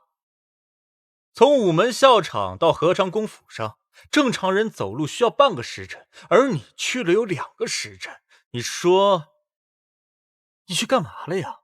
当天奴才不小心崴了脚，所以耽搁了一些时辰。崴了脚。合昌宫的家人在粪坑里发现了他的尸体，据仵作查验，他是被毒杀的，而毒发的时间正好是你回来的那一刻，所以真相只有一个，就是他毒杀了合昌宫。不是我，不是我，不是你是谁？好你个狗奴才，竟敢与匈奴勾结，毒害我朝武庄园！来人啊，将他拖下去斩了！哎，七弟，别着急啊，我还没审完呢。这还有什么好审的？分明就是那匈奴买通了这狗奴才，让他毒杀我朝武庄园，好赢下这场比试。可是我好像记得那日是七弟你亲手把信交给他的。莫非七弟你就是他们与匈奴勾结的桥梁？你什么意思？你我猜测都是假说，我要听他嘴里亲口说出来。是宰相这些年一直贿赂奴才，让小的暗中告诉他陛下的身体状况。那日也是他贿赂我，让我提前告诉方志怀暗杀合昌宫。大胆！阉人算什么东西？竟敢污蔑当朝宰相！小人所说句句属实。这是宰相这些年与小人来往明细。除了小人，宫中还有不少太监、宫女受过宰相恩惠，望陛下明察。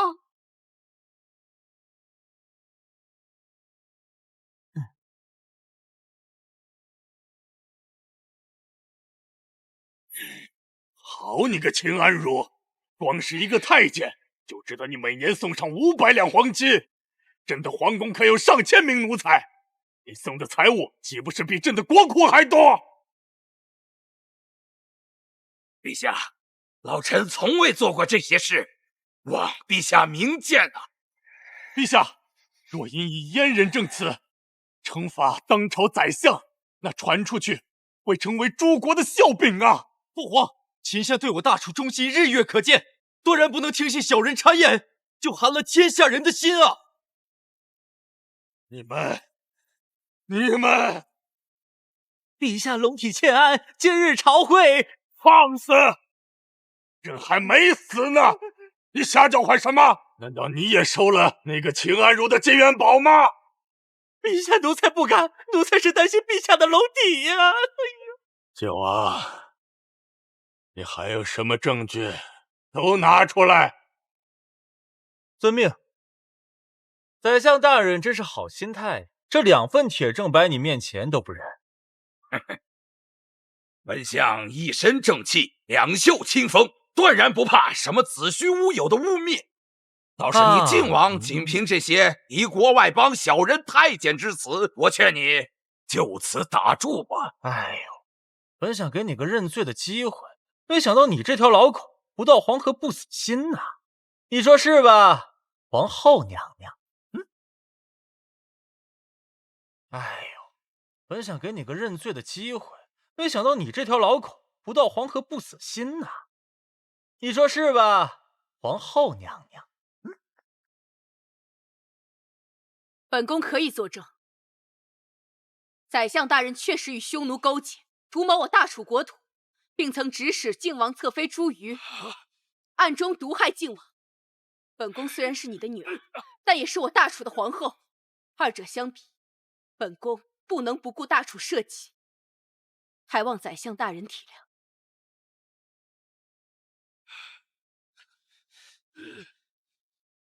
陛下，他身为宰相，不思报国，与匈奴勾结，乱我朝纲，残害忠良，望父皇严惩。来人，革去秦安如官身，贬为庶民，打入天牢，以待严查。秦安如家产悉数充公，安平大学士方志怀与秦安如连坐，数罪并罚，斩立决。欧阳琦，陛下，所有事情皆是老臣一人谋划，与吴王殿下无关。父王，闭嘴！你不过是我的一枚棋子罢了。哪一天你真登上了皇位，我照样把你取代。乱臣贼子，还敢猖狂！拖出去，重打50大板！走！陛下饶命！陛下饶命！走！冤枉陛下！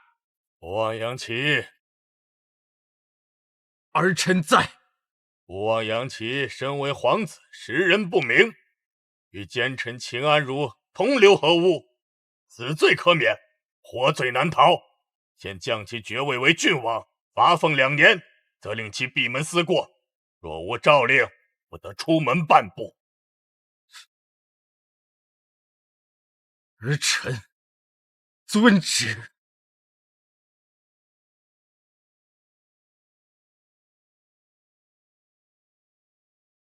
这小子不除，终将成为我的心头大患。今日发生此等大事，不宜再举行册立储君之事。诸位都且退下吧。臣等告退。感觉我忙活这么一大圈，啥也没捞着啊！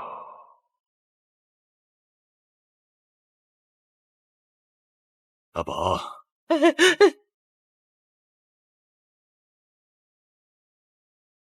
今日你倒是给朕出了一个大难题啊！秦安如狼子野心昭然若揭，若不快刀斩乱麻，日后必将成祸害。此役看似你我父子赢了，但事后的局面恐怕更难掌握。秦家深耕大楚多年，早已是大楚一颗挥之不去的毒瘤。今天你主动把这颗毒瘤挑破了，挤出了脓水，就要继续承担伤口感染的后果。一旦处理不好，国将不国呀！儿臣明白。你的能力已经向为父证明过了，但这还是要劝你一句：万事小心为上。用你的话说，就是治大国如烹小鲜。是。朕累了，此事你放手去办吧。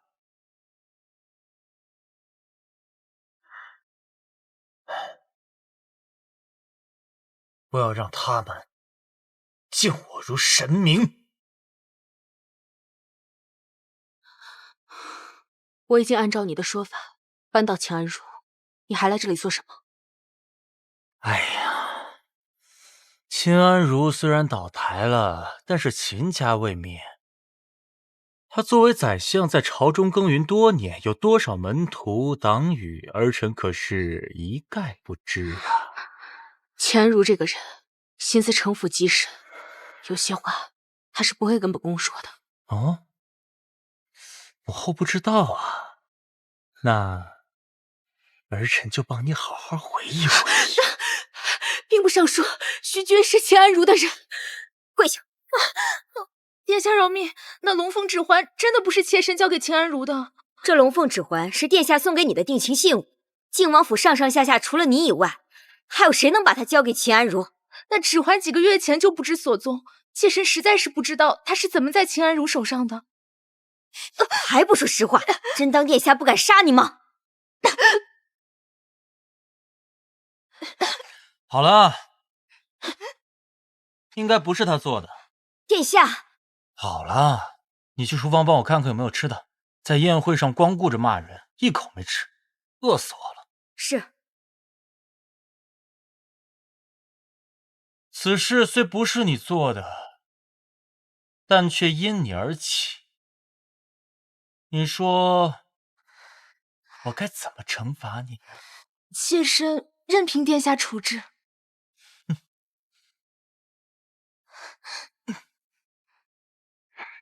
杨林，我定要把你碎尸万段！如此气魄，怎能成大事？这是秦安如教你的吗？许群，你也是来看本王笑话的？我来替宰相传个话。他不是被打个半死，押入天牢了吗？哼哼，小子，你也太小瞧秦相的实力了，这就是秦相的后手。3日后，有5名手握10万大军的将领进京述职，到时候只要吴王振臂一挥，他们可就都是你的了。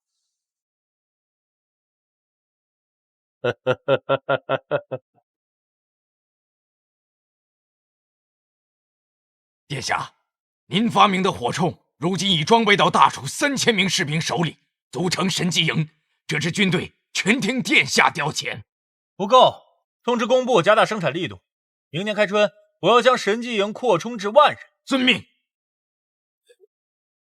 殿下，最近兵部尚书许军大人与七皇子杨琦走得比较近，下官担心。秦安如一案查得怎么样了？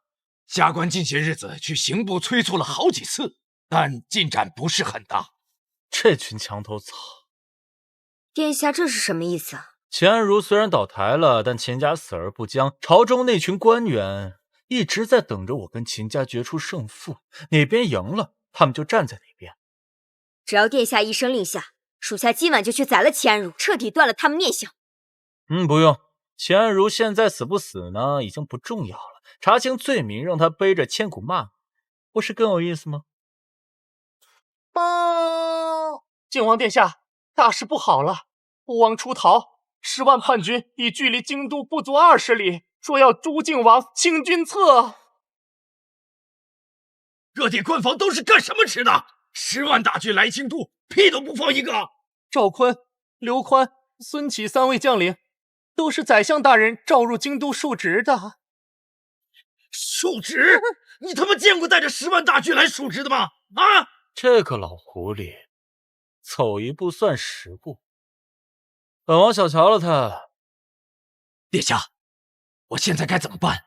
调集京都2万禁军3000神机营出城迎敌。殿下，不可！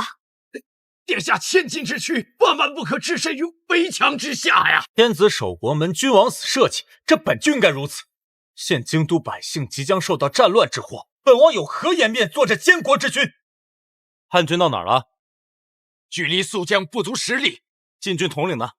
禁军统领告病在家，属下的人数次上门催促，都被赶了出来。他怎么能这样？我家殿下可是有大楚镇国宝剑，就不怕事后砍了他的狗头？这种心不齐的人不来也罢。你前去收缴禁军总部，若是谁敢跑，士兵跑了斩伍长，伍长跑了斩校尉，校尉跑了，你就把将军斩了。你前去收缴禁军总部，若是谁敢跑，士兵跑了斩伍长，伍长跑了斩校尉，校尉跑了，你就把将军斩了。是，去吧。殿下，目前咱们总共只有2万多人马，大多还是未上过战场的禁军子弟。咱们真是要与那10万叛军硬碰硬吗？人家都打着清君侧的旗号了，摆明是要置我于死地。怎么，把我交出去啊？属下该死，万万不该质疑殿下。行了行了，报，吴王杨琦求见。宣。王兄真是好大的魄力，区2万人马也敢跟我10万大军对垒，狂妄！乱臣贼子也敢大放厥词，作用何在？拿下叛王杨琦！今日本王要是少1根毫毛，10万大军顷刻间便将尔等踏为肉泥。你来我这儿不会就是为了放2个屁吧？王兄果然聪明，那臣弟也就不卖关子。我们有3个条件，只要王兄悉数答应，本王马上下令撤军。我们有3个条件，只要王兄悉数答应，本王马上下令撤军。其一，释放宰相秦安如，并下令洗脱他的所有罪名。继续说。其二，王兄下诏令，承认当日对宰相的指控都是诬告，并主动揽下所有罪名。放肆！秦安如的罪名是由陛下亲自认定，岂能你们说改就改？尔等置朝堂威严何在？眼里可还有陛下？别急啊，本王还有第3个条件没说呢。这其三就是王兄引咎自裁。你们这是感觉吃定我呀？我有10万大军在，就算是10万个馒头，也足以噎死你。本王还有何惧啊？王兄不是天天把黎民百姓挂在嘴边吗？现在只要你一人死，便可保天下百姓无忧。本王说过，绝不轻易放弃任何一个人，包括本王自己。你回去告诉你那3位将领，乖乖进京述职。过往罪责，本王可以既往不咎，否则等本王平定叛乱之后，他们3个人的人头就会挂在城墙上，受万世唾骂。杨林，你真是不撞南墙心不死。本王倒要看看，都到了这个地步了，你拿什么跟我斗？我才是这场战争的胜利者，本王才是大楚的千古一帝。哈哈哈哈哈哈！传我军令，擂战鼓，准备迎敌。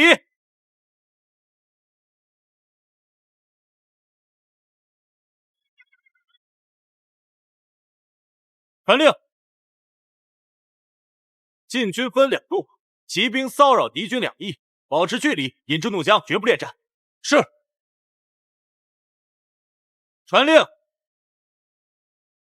剩下15000晋军沿宿江集结此营，过江后备好船只，等待下一步军令。是。剩下3000神机营待命。殿下，属下遵命。国王殿下，此次与你那王兄谈判，还有没有被我这10万大军吓尿了裤子呀？他的嘴还是一如既往的硬。嘴硬？那好办，我边关军夜不收抓到敌国探子，有的是办法敲开他的嘴，在他们手中都超不过3天。将军的手段我们自然知晓，但是杨林此子的才学和心性都远超常人，将军切不可轻敌呀！你得教我做事。下官不敢，下官不敢。要不是我这10万大军给你们撑腰，你们不过是2条丧家之犬。在我的军营就不要摆什么王爷、尚书的谱了，不然我不说话，我手下的将士们也不会答应。下官多有冒犯，还请将军恕罪。好，启禀将军，我军2翼发现敌军骑兵不下5000余人。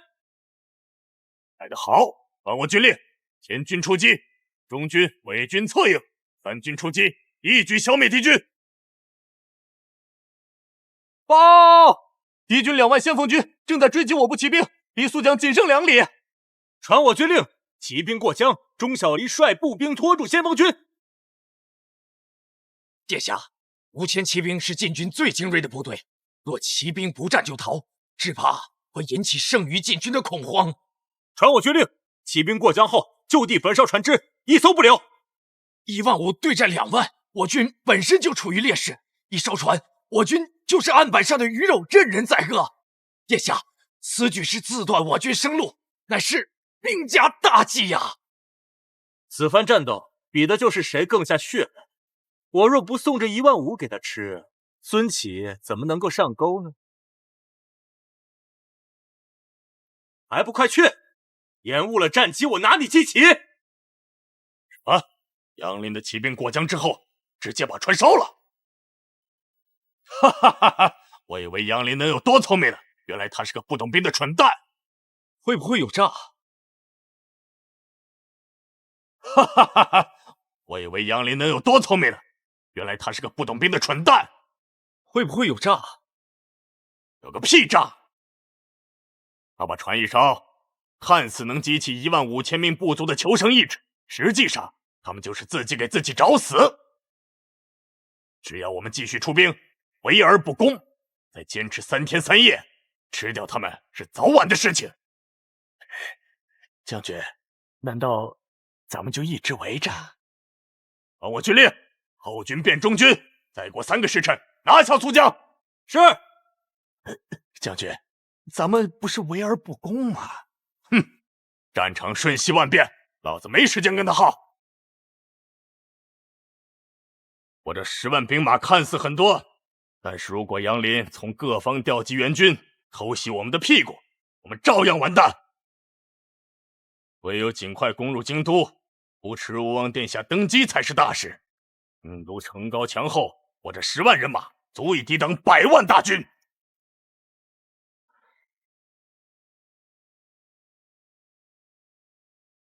报！我军5000骑兵已全部撤下，传令下去，令他们原地休整，不准卸甲，不准归营，等待下一道军令。是。殿下，苏江那15000名部族，顶多只能够坚持半日，咱们再不撤回京都，向各州求援，就来不及了呀！此时求援，无异于引狼入室。可是没有可是，传令下去，3000神机营备战。属下遵命。报！苏江敌军凶猛，刘宽将军再次求援。什么？老子给他7万军队，居然干不过1万兵马！启禀将军，实在是敌军有一名女将太过勇猛，一人一剑就斩杀了我上百代甲兄弟。其余敌军在他的带领下，个个像打了鸡血一样，悍不畏死。你屁！告诉刘宽，我连一个娘们他都搞不定，就把他下面的小鸡鸡割掉喂口，不要给我变军丢人。是。将军，不是说立马攻下苏江吗？怎么就……老子让你不要插嘴，不要插嘴！你耳朵里装的是屎吗？你以为打仗只是把2个军队拉过来互砍这么简单吗？我3万中军看似很多，杨林如果趁机再分出1万，他就会带着他的5000兵马来偷袭军营。他现在把骑兵攥在手里，不就是这个意思吗？报！启禀殿下，我军不足于苏江，歼灭5000敌军。敌军现已改变策略，围而不攻。传令下去，3000神机营过江，逐步压制敌军中军，骑兵2翼掩护。还有，命钟小离带军反扑，务必牵制住敌军，防止他们回援。是。这次我要全歼了他们。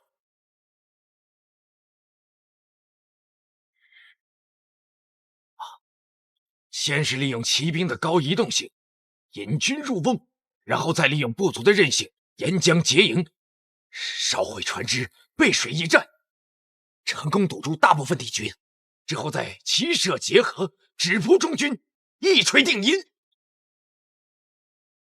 将军不好了，杨林带着5000骑兵、3000部族，冲着我们中军大营来了。什么？晋军不就2万人马吗？从哪儿变出这么多部族？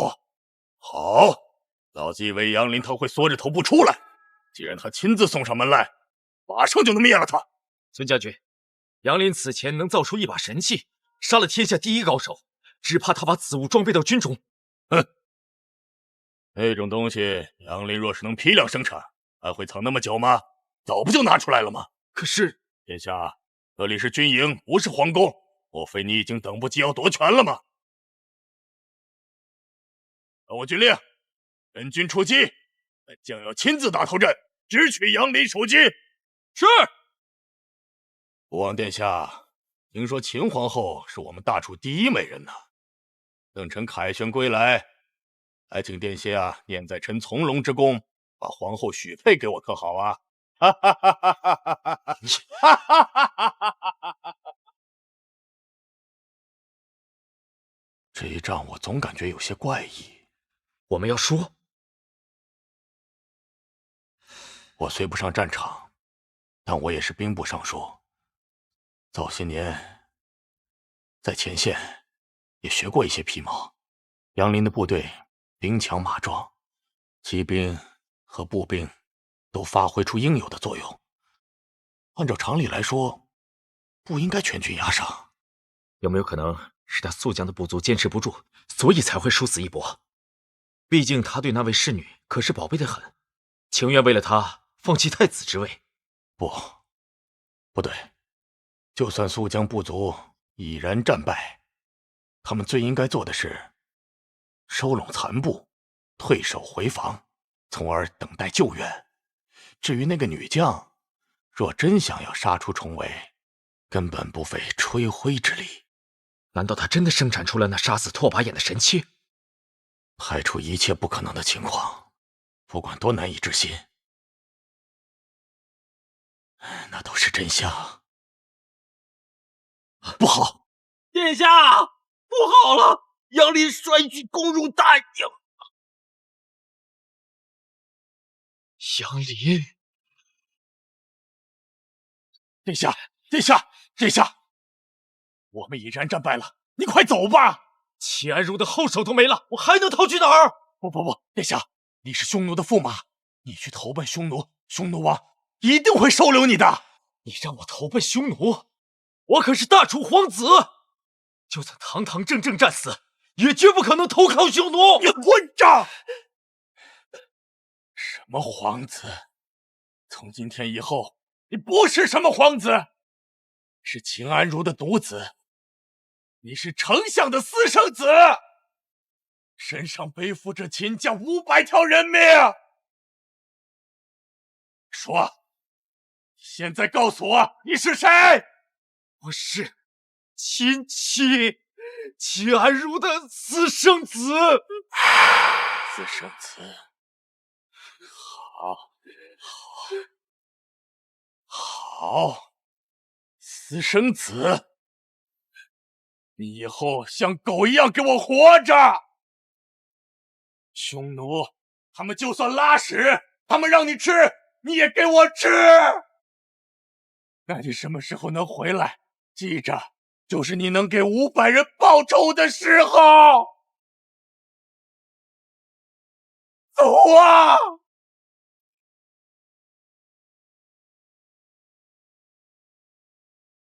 杨启呢？不可奉告。不就是投奔匈奴去了吗？你是怎么知道的？哎呀，本王不光知道这一点，本王还知道你之所以不能跟他一起去，是为了锻炼他的心性，让他独自在外面闯荡一番事业出来，这也是秦安如的后手。殿下，要不要属下带人去追？不用，你率领剩余兵力去把15000部族接回来就行。遵命。你知道本王为什么要放他走吗？养口自重。塞外草原辽阔，匈奴人又世世代代追逐水草而居，贸然出兵的话，很难把他们都杀干净。所以呢，我不仅要让他跑，还要暗中相助他，助他联合匈奴各个部落。到时候匈奴啊都集结完毕时，一起南下，我再把他们全部杀干净。你个魔鬼，你为什么把这些事情告诉我？因为这些话是说给死人听的。殿下，我们打赢了。可以啊，我听说你一个人就斩了数百名带甲士兵。哼，要不是那贼将刘宽被火铳打成了马蜂窝，不然他的脑袋也是我的。好，我封你做先锋大将，以后啊有你上战场的机会。真的？对了，以后你的命是本王的，没有本王的允许，绝对不能轻易丢掉，明白吗？押进来。殿下，这就是10万叛军的首领孙启。郡王殿下，小的全都是受宰相秦安如蛊惑，绝无造反之意啊。那是不是只有当你把刀架在本王脖子上的时候，才算造反呢？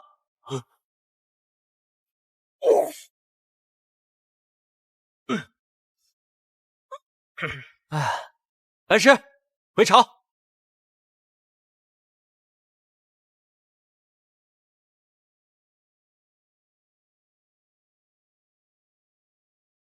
天佑圣朝，哀清河晏，靖王殿下不负万民，平叛青丘，现已班师回朝，独履忘却，臂张太极，火铳雷鸣，日月失色，战旗浩荡，乾坤正极，日月悬天，不及靖王昌隆，赵申之勇，刘宽之武，孙启之谋，尽数伏诛。